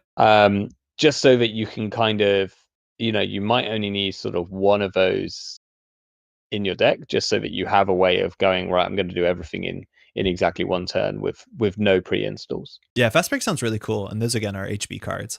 Finding a breaking news in the bin. Off 15-15 is jettisoning small agendas. So there's a chance the hand just like has 2 of the combo cards and 3 agendas in it, which on 5 points here, you can close the game out if you find exactly that. That's it. No combo. That's simple. Just touch cards. Off 15 has just lost their first game. Wow. In the entire league. Is that the truth? Taken down by Silent. They were completely undefeated up until this point. Get out. Wild. Okay. So scared of mid-seasons. I don't know if mid-seasons in the deck, it might just be, but well played. We get a dank from chat, so off 15-15 either knows exactly, again, the density on R&D, or was just one turn away from the combo. But just touching cards there, putting the pressure on, running archives. Again, not having to deal with a single ice, just saying pre-show will get me far enough. Silent has done it. Well played. Yeah, I feel like the dang suggests that there was probably the win next turn. Yeah. That's my guess. All right. But yeah. We have our final game. Oh, sorry. Apparently that was watched at some point. Hopefully you squinted for a second.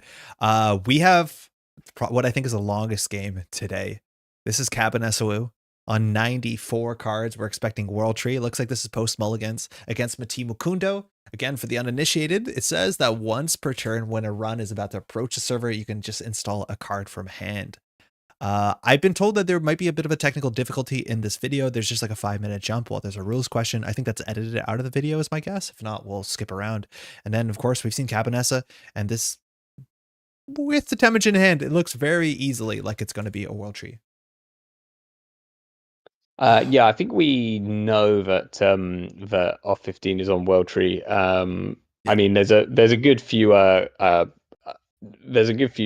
sort of clues just in what we had seen, but I think from last week, if I'm correct, off 15 is on a version that's running Endurance as the console. Cool.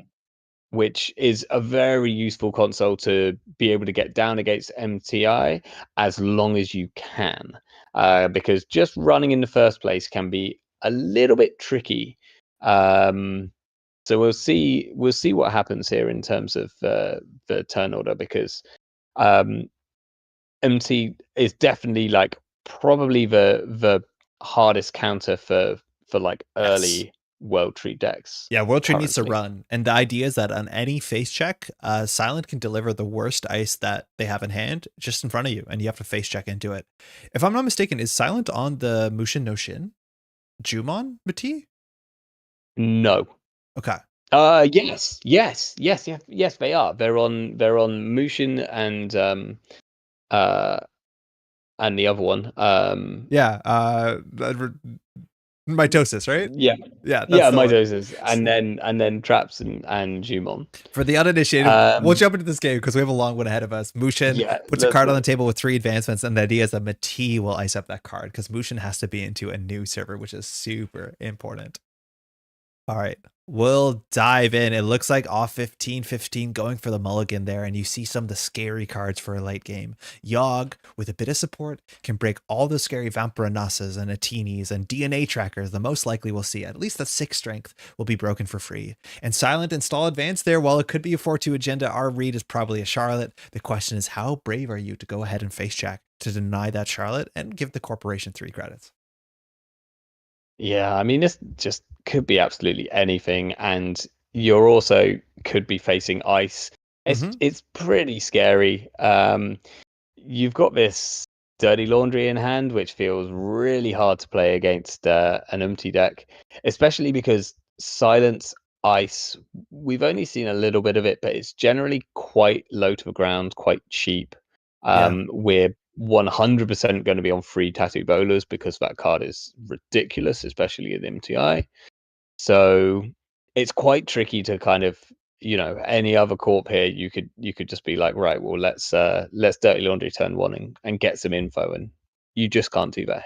I think there's a chance that you could always like dirty laundry R&D or archives, and if Silent like throws an ice at you, as long as you don't eat it to Sizenton and die, that is basically the trade that now you can run server 1 and contest the Charlotte. So like there's a chance that Silent doesn't want to ice up R&D here when the Charlotte's on the table. The problem is like to check that. It'll cost you, the Mayfly, which is good, the clone chip, which is good. The Yogg will come back later, but you know what I mean? Like putting up those Mati forks is pretty fascinating.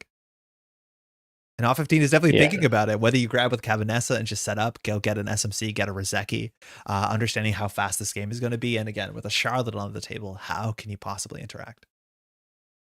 I mean, your good thing here is I guess potentially your best turn, if you just want to get set up, is you just do the Cabanessa start and you say, right, I'm going to go get my Coalescence, I'm going to get my SMC, I'm going to make one run. If you pull out an ice and you stop me, or I take a bunch of damage, I'm probably not going to die, and not with 5 cards in hand, and then you run somewhere else to get your World Tree trigger. So I think it's very doable.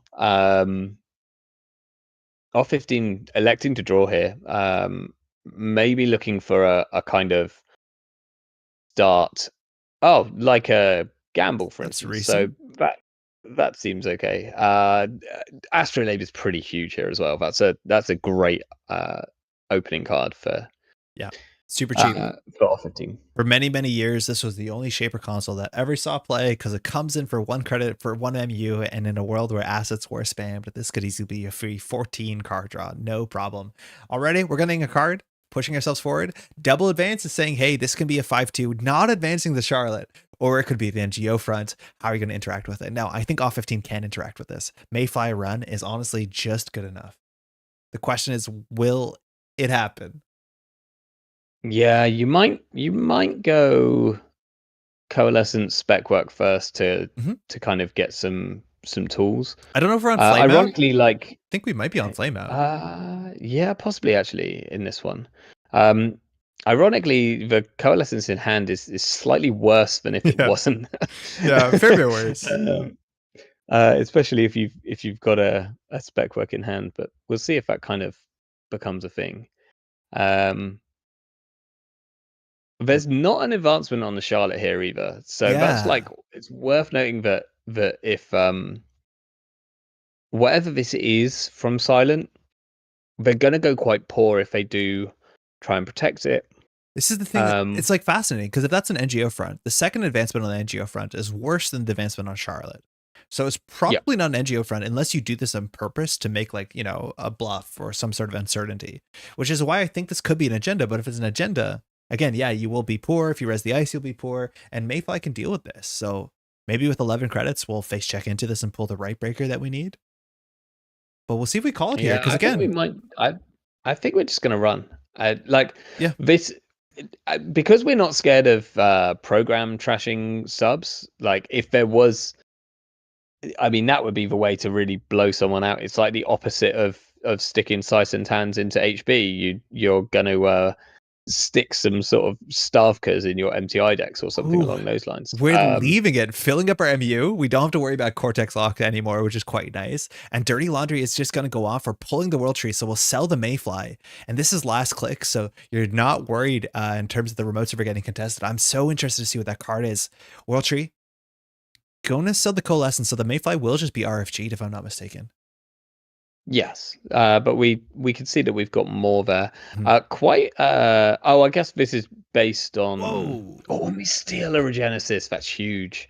That could be what's on the table, because that is a cheap 5/3 you can score at. Cabaness is going to trigger a couple times. Mayfly will be removed from game. What is the card of their most server? It has to be better than a Charlotte. Either that or it is just a trap, and you need two. Yeah, Urga. Just put Urga there. It could be a buy vault. Yeah, it could be. I think you could be tempted to fire a Biovolt at that exact stage, because all of a sudden R15 has like 3 programs which they've shooted out with Woo, which would all get removed from game. Whoa. We see another advancement go on this. So importantly, at 2 advancements, you're not threatening to score out a Jumon unless you have a Trick-o-Light trick, but you don't have the setup for that. If you have Seamless, you might have that. But now next turn, there's a real threat here of triple advance, which will score out the 6-2 Jumon. I think off 15 might ignore it. The question is, how quickly can you safely face check while respecting Mati? Now with this hand, you have a Mayfly you can install. You do have reasons to run. We have our Dag Deer down for the unfamiliar. One of the coolest daemons ever printed. It's pretty cracked. Costs 2. Cards that hit the top of the Dag Deer cost no MU and also they have their costs reduced by 1. And really importantly, Dag Deer is 0 MU because these decks play copies of Dag Deer. They normally play copies of Leprechaun as well, but Dag Deer is usually the first thing you get out, apart from anything for that cost kind of denial, but also it just taking up absolutely 0 MU is pretty huge. Kind of removing any MU issue from the game. We're not biting. We're running HQ, sending out the Mayfly for a Hyperdriver, touching a Sisenton, so we always know there's a threat to throw a Sisenton. That is a shipment from Vladislavsk. Wait, what? No, sorry, Vladislavsk City Grid. Vladislavsk City Grid, and we're scoring on here. This is wild. Wait, are you telling me we have a 51-minute game where Jumon scored on turn 3? What's happening? This also makes sense why we didn't advance for Charlotte. We were just hoping that we were going to get all the value we needed here. Now, I would assume that off 15 just goes and challenges the board state here. We have 7 clicks. He could get down the Temujin and just make absolute bank, but this feels wiser to just deal with everything that's on board state here. We know there's a Sisentan in hand, but that can't be rezzed currently. Yeah. You don't want this Vlad City Grid hanging around when there's a Jumon scored. That's a terrifying prospect in itself. Yeah, so cool. Again, the 2 counters you can use on most board states. So the Charlotte was chased out. We only have 3 credits, so you're not scared of any scary face checks besides maybe Cortex Lock. Now Temujin is marking HQ, so every run is plus 4 credits, let alone we're going to be trading our Coalescence into something. Looks like we're going to be trading boat for boat. You don't go over MU for a second, but now we have a way to face check Astrolabe for a boat. Another Vlad Grid, that's 8 influence already out of 15. Yeah, I'm assuming that we're on 3 of those. Yeah, we've seen these come down in every single game. We found the Urtica. Now the Vlad Grid is going to get 2 free counters here, which is kind of scary if a card gets put on it. Exactly, because you can move those counters once per turn, which means you can do it on the runner's turn. So if you put an Urtica on top of it, those are just going to connect with you. So can be quite frightening. Now, there's no card on top of it, so like it should be easy for off 15 to challenge this, as much as Silent on 10 credits after a Hansei can actually threaten to res bigger ice like a DNA tracker or an Anansi. Yeah. Like, how quickly do we see a Levy played this game? That's going to be the big question. Yeah, I think we might be 2 or 3 Coalescences out. One on the table. Maybe when this last Coalescence goes, then we might see the first Levy get played. So now you're in a really awkward spot because Endurance can only break 1 subroutine. 2 subroutines, which means if you run into an Anansi or a DNA tracker, you'll take a bit of a hit. Now the Anansi is a bit worse because you'll end up taking 3 damage. So we'll see how we face check into this. We're going to start by running HQ again. We want to finish off our Temujin probably before we Levy as well. And now we're going to deal with our first dice. It's the Sisenton, which we knew in hand. So this is going to do at least maybe 2 damage. Yeah, I think the call should normally be program here, but we'll see what Silent picks. Yeah. So hitting the Levy would be a bit rough, but we have to break 2 of these subroutines. So let's see if we keep the Levy. Now, do you access here safely? You're worried about Snare. You're worried about Fuji. So we're still going to access here. Temujin gaining 4. We're going to be able to trash the Coalescence. Oh, looks like we're going to trade resources. Finding a rodent, but also getting Guru Devinder. This is such a great card for a matchup that's trying to hurt you out of nowhere. Anytime that you take any amount of damage, you prevent all of it, and then Guru will be trash unless you pay 4. And on 18 credits here, you're no longer worried about Ronin. You're no longer worried about Clearinghouse. You're no longer worried about Urtica Cypher. Yeah, that's pretty huge. It's a very expensive tech card, Yeah. but it's one that deals with so much, like way more than any other tech card. Well, most of the damage tech cards are quite narrow. This is one of the only ones which just pretty much deals with everything. Now, it doesn't deal with core damage as much as Cerebral Overrider is a lot of influence, and we've already seen 8 influence on Vlad's. It's also really ugly into multiple instances of small damage, and I don't think we're on House of Knives, but the fact that each House of Knives costs the runner 4 credits, I don't think we're going to see that interaction here. We also have to watch out, we're on Regenesis, so at any point here, you can fly up to, I guess a 4-point boost is not going to get you to 7 if you're the corporation.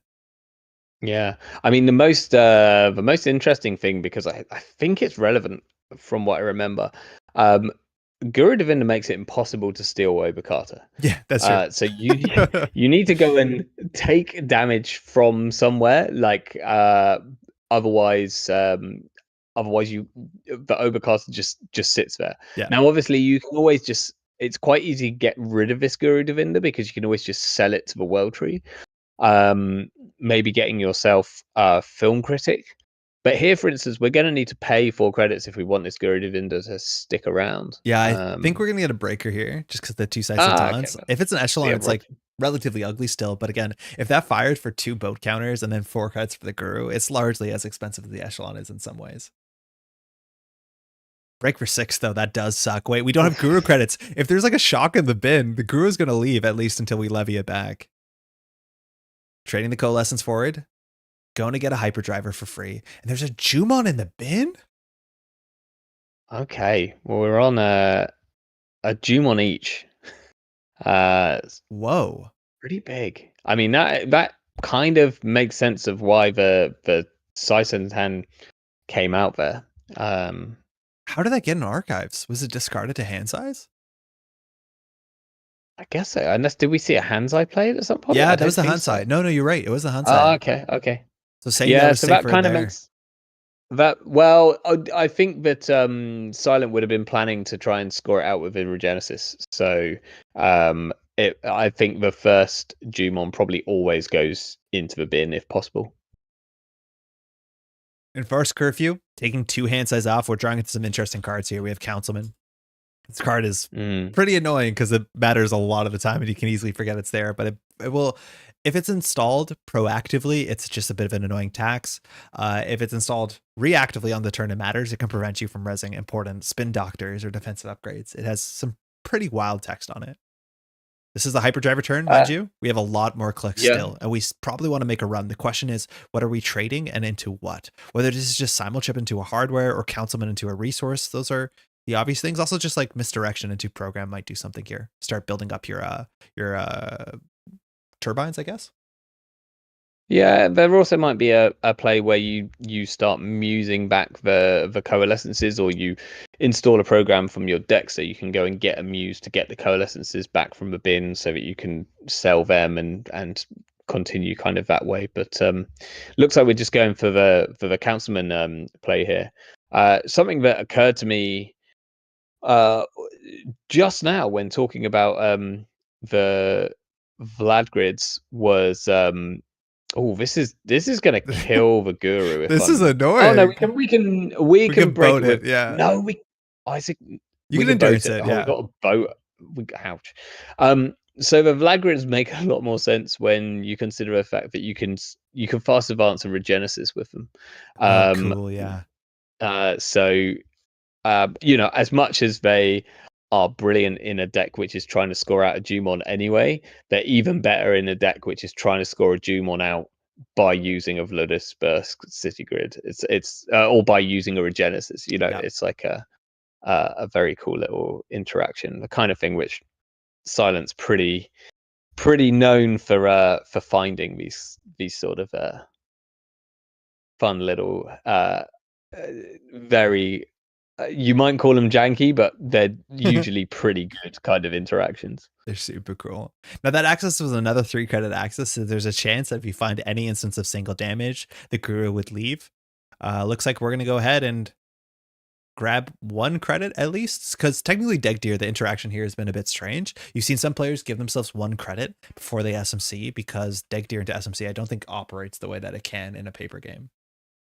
Yeah, and I think that's what we're seeing here. Yeah. So we're borrowing a credit so that we can get this hyperdriver down, and then off 15 we'll just lose a credit. And this is one of the things which I actually really enjoy about the World Tree decks, and almost all Shaper, in fact, in Eternal, is that Hyperdriver is a busted card. But most of its life, it's been played as a busted card in combo decks, where you kind of save up the Hyperdrivers either by playing like Leprechauns or Deck Deers, and then you fire them all off and you do one kind of ridiculous turn.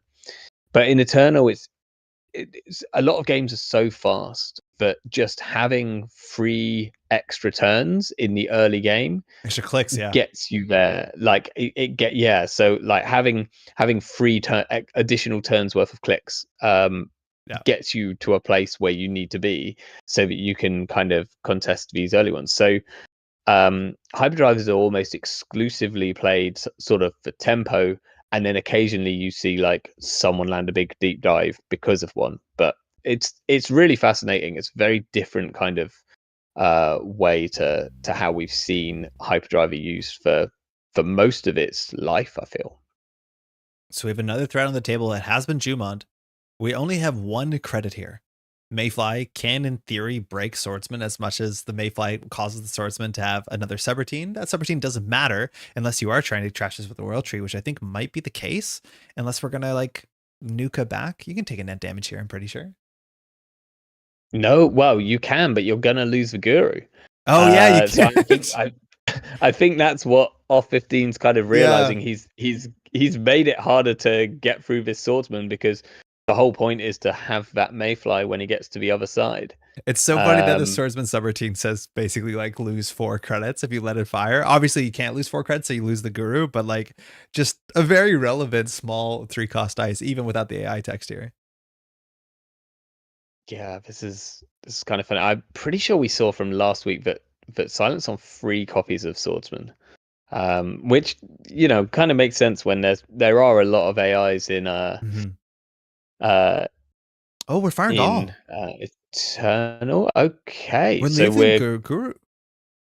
Oh no, we broke that subroutine. We're losing the Mayfly, so I think we're just gonna have to do something interesting. Oh, ping 8. That means that there has to be snares in the deck. Oh no, it's from a team of Quindo. Excuse me. No, it's so yeah, because we saw it Nancy either on top of deck or in hand. So now off 15's got to consider letting in a Nancy fire, which is never. Like, you just can never really do that, because you're gonna absolutely line up Silence next turn, or let him shuffle away everything because he has a Spin Doctor out. So that is probably the Anansi that we know is there. 8 credits is perfect. That Jumon being an actual 8 credit play, the fact that you don't have to advance the NGO front, that's the expensive part, not only in terms of clicks but in terms of credits. And so Jumon actually goes pretty far there. Now off 15 has not made a successful run, has no credits. If we look at the hand, the overclock is maybe away, but with the Sisentons and everything, we're going to need another installed Icebreaker to start to deal with the Sisenton for 3 credits. But for what it's worth, install all the turbines in the world, and you're still getting through Sisenton for 3 credits, which is not bad. Now we're running HQ. I do not know if we're using Endurance. We're actually still short to break all of this, so we might end up taking 2 net damage, which means the Guru goes. 15, is struggling to interact with this board state. Yeah, needed actually to get an Icebreaker down of some kind here. Needed to woo out a cheap Icebreaker, one that's either 0 or 1 cost, just to boost the echelon numbers. Cabinessa, mind you, reduce the cost by 1. Deck Deer can do 1 more too, so you can go get a 2-cost program if you want to. The problem is that unless you clone chip it, which you can't, you'd have to simul chip it, but I think we've already trashed a program this turn, so you can't simul chip it proactively because the text on simul chip. Yeah, we have tried. Yeah, because we've lost a Mayfly to the Swordsman. I guess we could install Next turn you kind of can tricky. And you can install a program, trash it with Cabanessa, and then clone chip it back in. That's probably one of your outs here if you want to get a breaker. But Silent actually made that turn impossible to get the value that you definitely want to be getting value with this run-based World Tree Cabo. Server 6 just making sure Jumon does something. Put a card on the table. Okay, wait, hold on. Put another card on the table. Jumon notably can advance. There we go. Is it anything? no, it's only cards in the root of a server, so it's not ice. Does it have to be advanceable? No, it doesn't have to be advanceable. Okay, so that could be a snare. Yeah. Cool. I think we know there's a rodent somewhere. It's like you'd much rather it was any of the other traps, because if you're getting 2 free advancements, then they're going to do more than snare would. But it's I did have dreams of a Jumon tree line deck at one point, and then it was very rudely destroyed by reading the card. That's for the best. So often the case. No, this will happen really slowly. Blue Moose is removing cards from the game. We've removed our hyperdrivers as well. At some point, when you end up levying, which I think will happen in this game considering the length, you actually can wean the cards out of your deck you're not excited. And so your second run in your deck, you're actually playing a 45 card Cabanessa Wu deck. That's kind of cool, isn't it? Yeah, I'd quite like that. It also means that with Blue Moose here, that means that we're not on Film Critic. Now, that sort of doesn't matter as long as we keep cards in hand, and this isn't a sort of damage matchup in the same way that IG is. So it's much easier to sort of just steal an oboe if we need to, but I think it's mainly annoying for if you come across things like Future Perfect. Yeah, for sure. Now we're running this remote server with the overclock. There's a clarification here, that if server 7 disappears with a Spin Doctor or an NGO front, you do technically as a runner still have a window to pop your overclock credits into some way to push yourself forward, like a simul chip or clone chip. It's very strange. I feel like that was a change that happened in the last year, and I forgot that it happened, but you don't get blown out the same way you do with border control. You still can finish the paid ability window if the server disappears. Yeah. I think Off15 mainly pointing that out because obviously these credits could just become real credits in the form of clone chip into a coalescence, which feels pretty good. I wonder what we're world treeing here, and I wonder if we were meant to. There's a this could be where everything gets a bit messy. We'll find out. It will get sorted if so. Off15 doesn't seem to like this play at all. Yeah, I think that Off15 was probably meant to clone chip a coalescence. You still have the window to do it. Happening. Yeah. So now we're trading a hardware. So we're getting rid of the simul chip to get a hardware. If you look at these hardware, Cyberdelia for the long game, honestly, somewhat reasonable. Flame out, we've already used a whole bunch of our Mayfly, so less useful.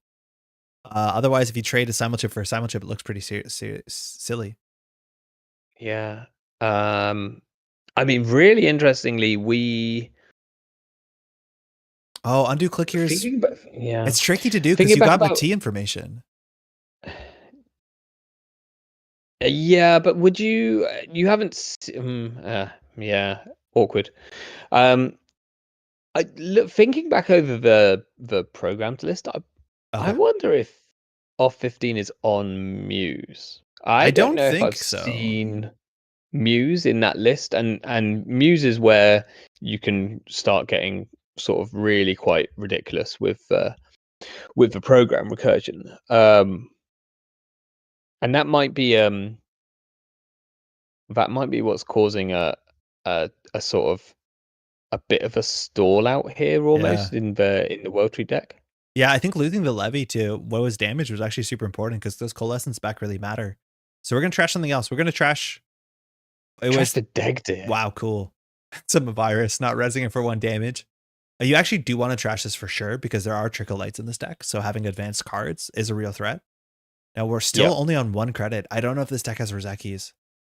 It looks like we are just installing a councilman just to be slightly annoying, but also just to give fuel for the fire. We're on 4 hand sides, so we're going to discard a card there. But off 15-15 is going to struggle to start touching cards. It's 3 credits to run HQ every time. With a Cyber Delia, you can make that 2 credits. The agendas here, we've gone through 26 cards. We've only seen 5 points so far. So there definitely is agenda somewhere in play. Yeah, I feel like off 15 is kind of somewhat reliant is really reliant on the Temujins in their deck, and it's turned out that the Temujins are not really credit positive here. You're spending at least 3 to get through these Sysentans or much more to get through R&D if everything gets rezzed.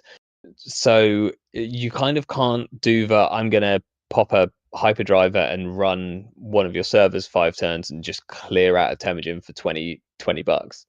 And actually is probably missing out on the Rozekis, the slower drip, which some of the other World Tree decks have. We've got sort of Blue Moose, which I'm not totally sure if it's been firing. It has been. I think so. Every turn. I think we just removed a misdirection. Fine. Yeah. That's fine. Into the Groove had come down that turn, which, like, besides getting cards banned from the format, it's just a little bit of a smoothing card. We were installing a couple cards, drawing some cards. Yeah, there's some quite silly turns with Into the Groove with this deck where again that's one where you kind of want to be on the Muse package, and you do a hyperdriver, you get out 2 trees, you tree out a coalescence for a Muse with a coalescence, and all of a sudden your Into the Groove has fired sort of 9-10 times in a single turn. So off 15-15 is thinking here, I'm not sure that they're on Rozeki, but looking to use the Simul chip just to fire Into the Groove, either to draw a card, probably to get a credit here because we're over hand size. And so we're going to get a credit, going to get some credits off of that. I'm assuming we have another Levy. It doesn't show up on any of the searches because it is not a card you can get with Cabanessa or with World Tree. It looks like we're also going to grab another Coalescence. So just saying, hey, while the Into the Groove is online, we're going to be able to get some extra credits. Sorry, in the Groove. Yeah, also means that we've now got a way of pulling out the rest of the Breaker Suite. Not that we necessarily need it right now, but one thing might just be to boost this echelon so that it can break things like the Anansi for a decent amount of money. So we'll see if there's a way to deal with these coalescences now they're on the table. Obviously, we have a World Tree, so we'll see if running happens. We've seen, I think, a spec work has been removed from game. Maybe you can play a 1-of Pawn Shop in this list. I don't think that makes sense when you're a World Tree deck, so you want to trash your cards on a different axis. So we'll see if we start interacting here again. We're not worried about Employee Strike. Jumon just loading up a Spin Doctor. That actually does matter because it means you can fast advance. I do think this deck is on Trick of Lights. So we'll see if Silence says, okay. Is, but I think the only thing that you could technically fast advance would be a Regenesis, and you can't do that with Trick of Light, or not to, other than just to score a single point, which is a thing. But maybe we have a longevity. I don't know. You're right. It doesn't line up well with Jumons or 5/3s. Oh, that's true. Actually, I think there is a longevity. I think we have seen a longevity. Okay. So maybe.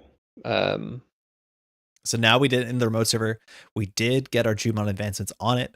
So if off 15 now went from 1 credit 2 turns now to up to 17, dripping 2 a turn, removing a Dr. Nuka from the game. The question is, what are we running? Insufficient MU shouldn't be that big of an issue. Yogg is coming down. It's a 5 strength Yogg. Now I'm pretty sure DNA Tracker is alive and well in this format. So 6 strength is actually a pretty big breakpoint.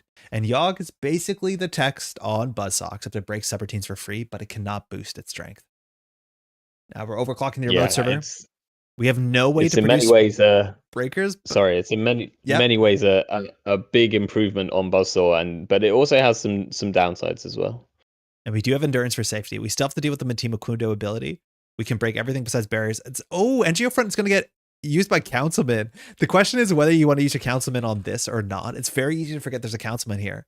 But the idea is that Councilman only allows a card to be rezzed once per turn, and then it gets de-rezzed. So in theory, this means you can trash this card as the runner, as long as you trash your Councilman, which is a real cost here. Yeah, I wonder if you want to be keeping this more for things like Ronins and that kind of option.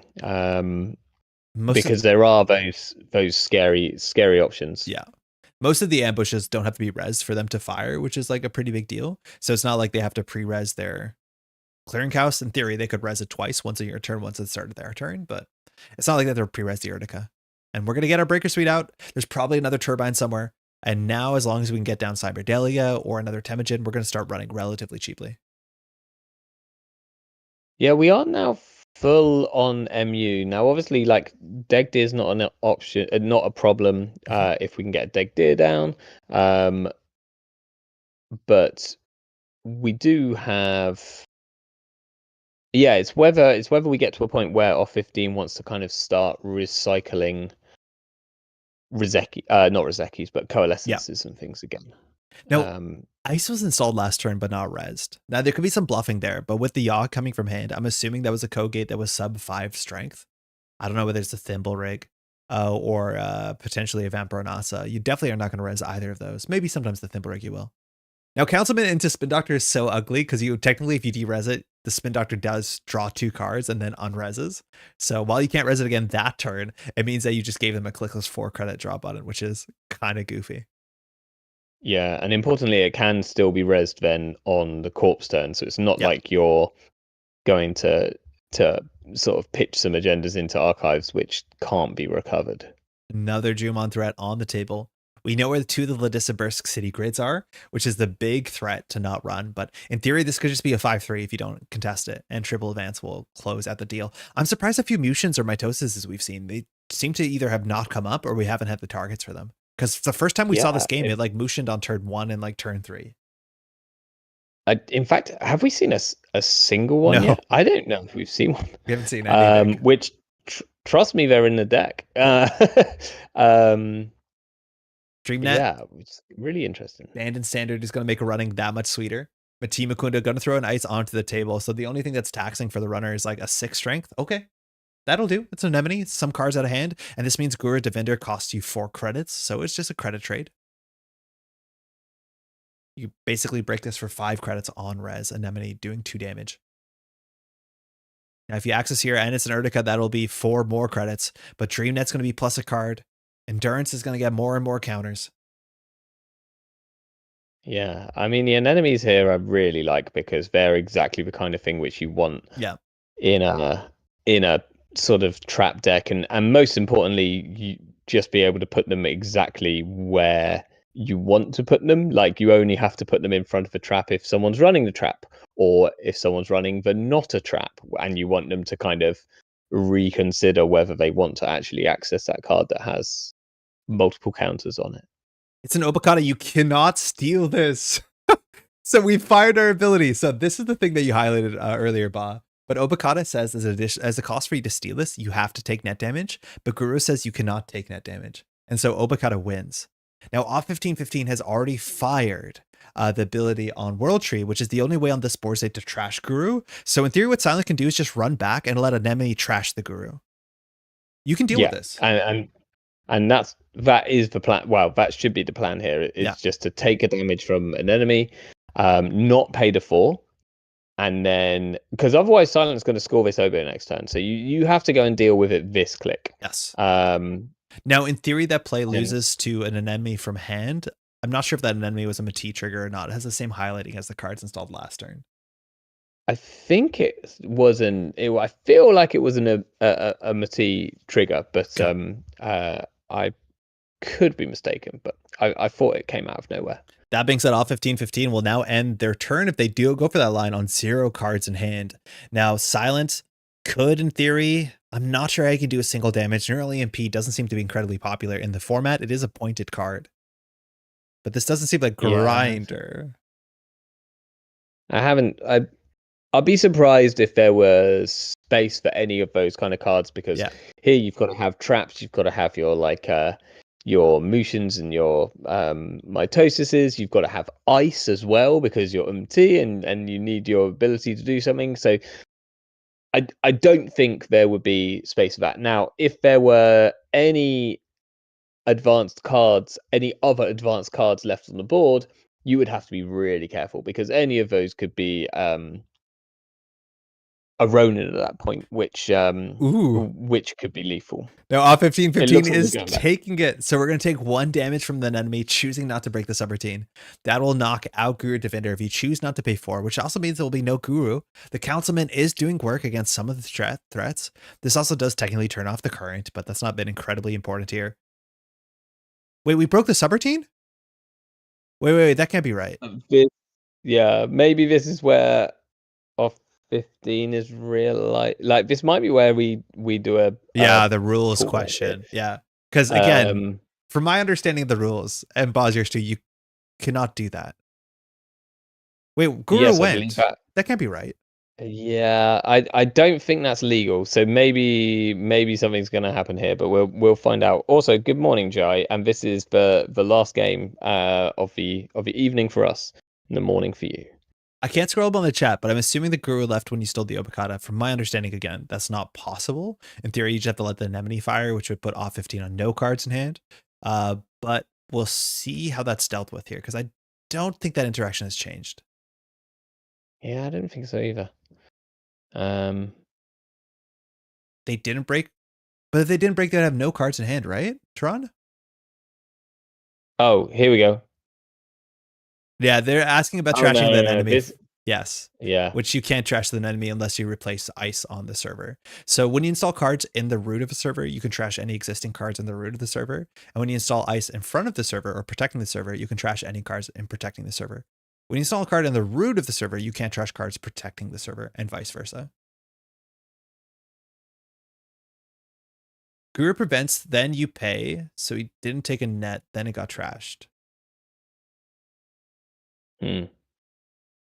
Oh, you're right. So Guru prevented the damage. Okay, no, so it happened correctly. Sorry. It's apologies. We can't scroll the chat. So you don't take the enemy damage, and then Guru, you don't pay for it. So that was correct. It worked the way that it should have. Oh, right. Yes, of course. 100%. Yeah. Okay. Yeah, sorry. I feel silly about that, but yeah, that's correct. I think JNet won't let you do it incorrectly. So now we have a card on the remote server. That enemy was trashed. I'm pretty sure we just want it back in the deck with Spin Doctor. But now we have 4 cards in hand. If an enemy is delivered here, we won't be able to steal an Obokata. This is last click as well.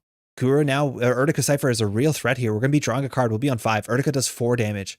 Now you can go get a stone chip, but you don't have a window to pop it if you want to go for damage protection. I don't know if there's another Guru in the deck, but in theory, there's a risk because we're actually accessing without that. It's Cerebral. Okay, so we do have influence for Cerebrals. And notably, Guru wouldn't have perfected the Cerebral. So now we're playing the game on 3 card hand size, and Force Curfew will drop you to 2 card hand size. So Obokatas are a bit trickier to deal with, but we are still trekking on. 6 agenda points for off 15-15 means the Regenesis, let alone any agenda, is the game here. And every single turn, this Chumon has just put in advancements. Yeah.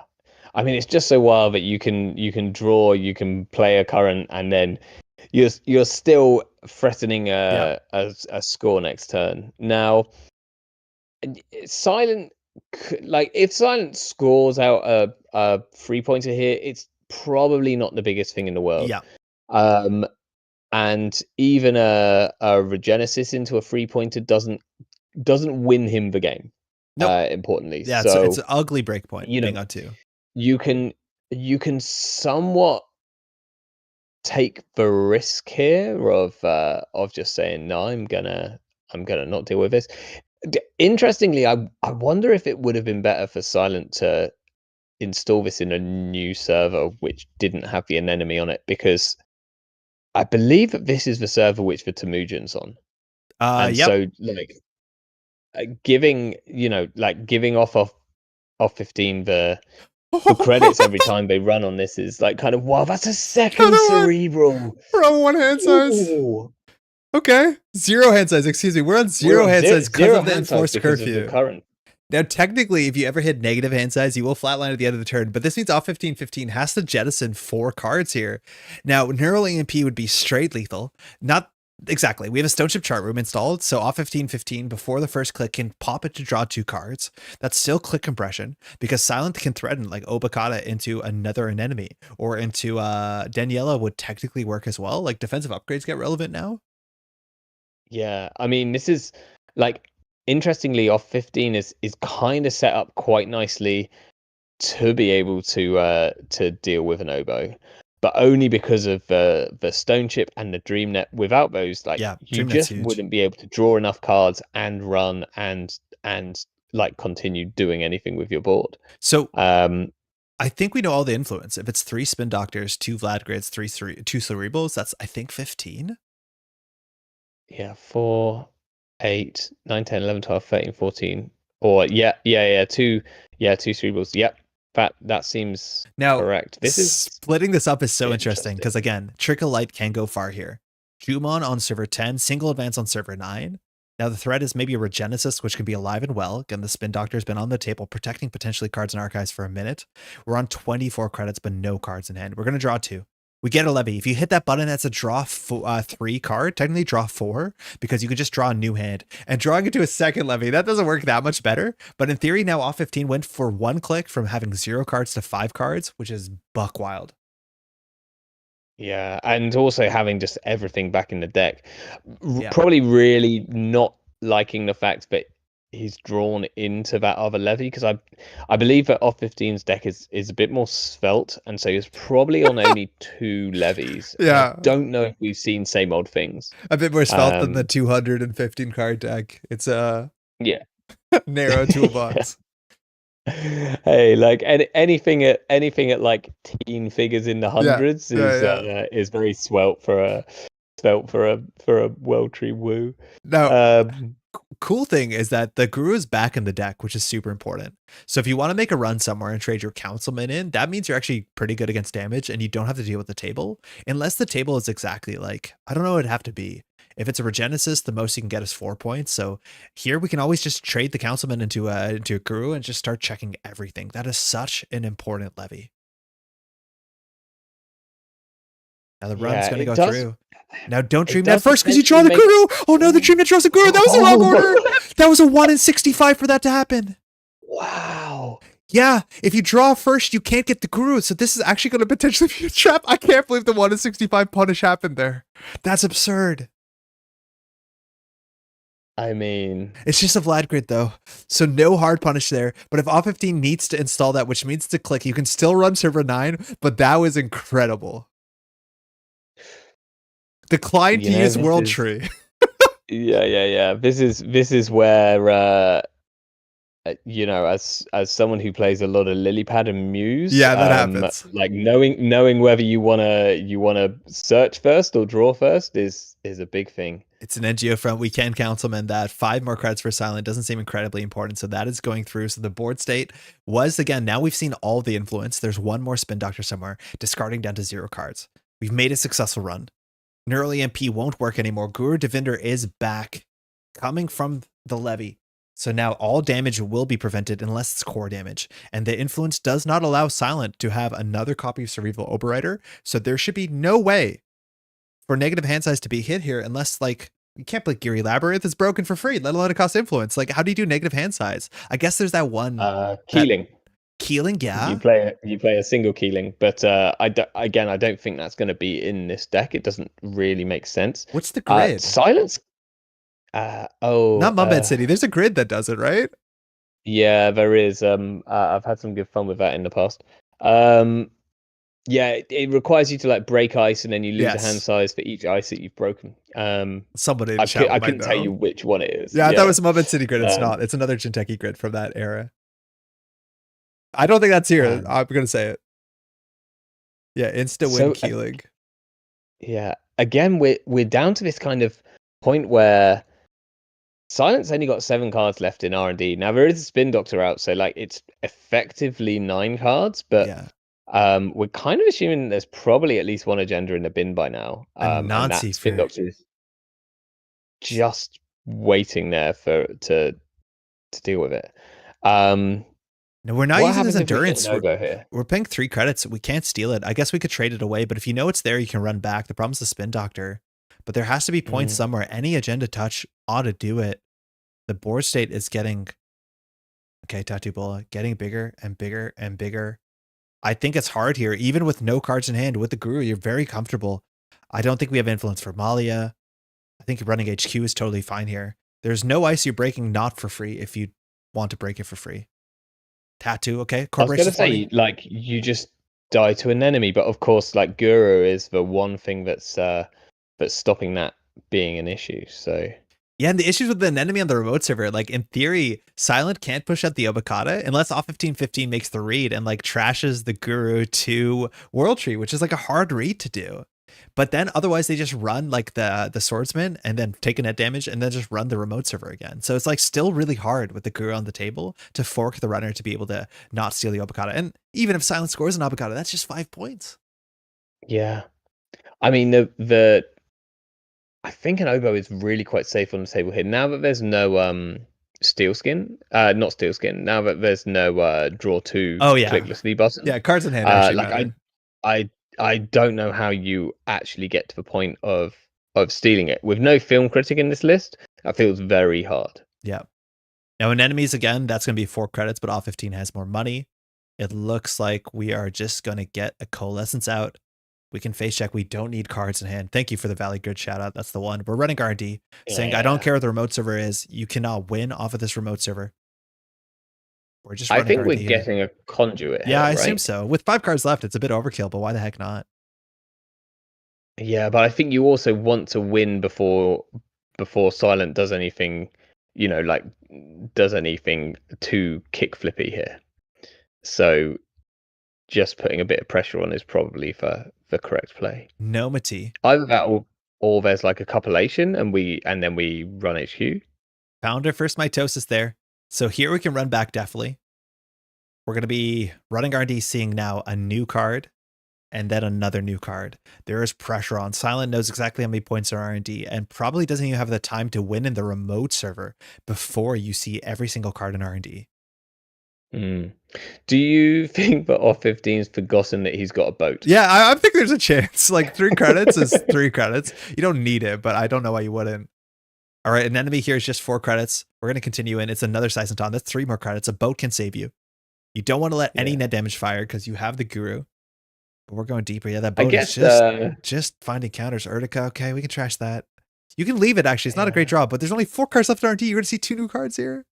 Yeah, I think you trash it just to get to the end state quicker. Yeah. I guess the one thing that you might be keeping the boat for here is DNA tracker, which we currently can't break. Yeah, that's probably the only reason that's the only thing that the boat really helps. Now we're shuffling cards back. There's a Mavirus in there, so it looks like it was 2 unseen. So R&D actually has a big chance of being more than 50%, if not at least 1 in 3 agendas. Charlotte for Councilman. Now, in theory, Silent can res this once on off 15's turn and once on their turn so that you don't actually have to deal with Councilman. Not that this is a huge Councilman target at all. But Silent has to win. Like, this turn, next turn, and I don't know how you do it from... And Charlotte's drawing cards. Like, you don't want to draw cards with Charlotte. You can refuse and just take 3 credits, but like 4 credits behind 4 points.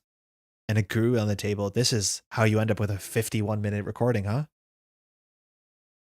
I mean, we've had this Jumon kicking off from the get-go, but it's just not quite been as explosive as we've seen it in previous weeks. But like Levy into Guru was just the play. 0 hand size 100%. And still unkillable. We are back on 0 hand size. Sorry, Enforced Curfew wasn't played. We just Hansayed out. 3 cards left. Board state not developed further.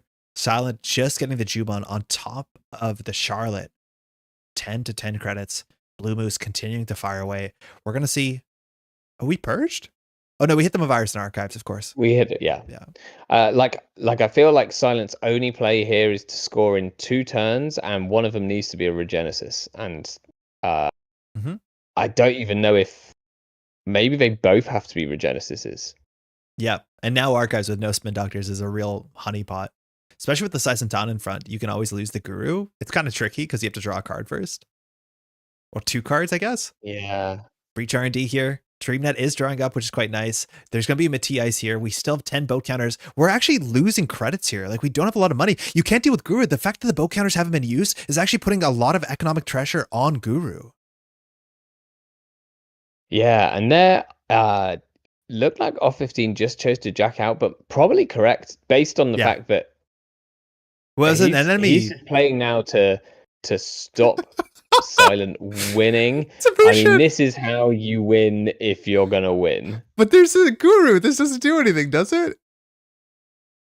Like you know where the cerebral overriders are. That's the only thing that flatlines you. This does core damage. So in theory, if you know the influence, you know that this is safe to check. It's on 6 advancements, but if it's an Urtica, it does 0 damage to you because you have a guru. If there was a card on server 9, you could worry about Malia, but I'm pretty sure we have a full read of all the influence because it's all in archives or removed from game. Yeah, this is and you could even afford, you've got just enough credits to afford run, deal with an enemy, deal with the trap. Yeah. Because you could break the enemy with the boat. You've got the 4 credits for both sort of Stone Ship. We can either get a new Temujin. Temujin R&D is also totally reasonable, but the game's not gonna be that much longer. Plan B into second Jumon? Actually, Toron, that's sick. This could be a plan B. That is the only thing that gives you a chance here. It's a Jumon. Woo! Good game. Off 15 finally gets it. That guru guy. Oh my god, that's powerful. Huge oof. Yeah. I mean, this seems like the tech to have. I think we saw last week the sort of guru getting destroyed by Orb and then coming back and eventually causing a concession because there were, I think it was the combination of guru plus Plascrete just making it it's pretty hard. impossible to kill in Orb or certainly trickier than anticipated. But yeah, good games tonight. Great games. This is, again, the standings at the end of week 6. So off 15-15, still on top there with 27 points, but not far behind at all is Toron. Mind you, off 15 has had the off week. I'm not sure if Toron has had the break week yet. So off 15 has technically less games to play. Now we have a whole bunch of players on 18 and of course below that. And with still 3 weeks left, it's still largely anyone's game here for that top position. Now, of course, this is round robin, so every player has played every player or will play everybody by the end of week 9. And super important, this is week 6. Next Sunday is week 7, and that is the phase 3, the final phase of the ESL, which means all players are allowed to change every card in every deck. They can play new decks, so this is their last time to like really shake things up. What's really fascinating too is like you know which players you're going to play in the next 3 weeks, so you have an idea like, oh, I know I'm going to play against 2 players that I'm expecting to play CI, so I'll play all the CPI raids, I'll play the employee strikes, the information sifting. So you can make some really like, I think, intelligent choices, some really calculated choices, and we'll see how that plays out as soon as next week. Huge shout out. Yeah, it's gonna be wild. It's been like really crazy watching these decks like play themselves or the players play them, and yeah, I'm really looking forward to seeing kind of how things shake out, because as much as off 15 is pretty unstoppable up on that top podium, the central field is kind of anyone's game currently. Oh, huge shout out from Anarcho in chat is that off 15 has actually played everyone that's directly on the chase besides Jai, which means the off 15 Toron and off 15 Augustus matchup, the off 15 Arbiter matchup have already happened. Mind you, we did just see one of those, which that's the biggest upset, right? Where it's like, you know, there's only so many points to give out, and if off doesn't get them, but Toron does, that's a huge swing. So it's actually really up to Jai to have a big destabilization effect on that top placement in the next 3 weeks at a minimum. Totally. Oh, my week 7 is off, so that's a monster matchup. Yeah, Jai, good luck. That's gonna be really fun. Cool. I want to give if anyone can do it, player of the year 2025, 2024 can surely put it out. I want to give a huge shout out, mind you, to the Netrunner Super League. There's a lot of work that goes behind the scenes, not only for all the players who have to do all the recording and sending it in. It's just been an absolute treat, but of course, all to the organizers. Shout out to the folks casting. I want to shout out Ba. Thanks so much for joining me on the stream, and of course to Axie as well. Oh, it's been an absolute pleasure. I'm off to record some videos on how to chop garlic. Oh, see you later. I'm actually very bad at that. You got to send me that video. I need help on that one. I'm not even joking. That was a That was a direct. Oh, thank you. A direct needle just at you. I was actually really excited, but okay, I guess I won't watch that. Thanks for everyone who's been hanging out watching the Eternal Super League. We'll be back next week. If you want to leave a like on the stream, on the video, that definitely helps a heck of a lot to get this channel a bit more viewing up on YouTube. We'll generally add timestamps later on, whether they show up in the timestamp bar. It's probably a pretty moot point to describe this at the end of the video, but always next week, if you're not watching live, there will be timestamps down below, is my hope. Thanks so much for watching. I will see you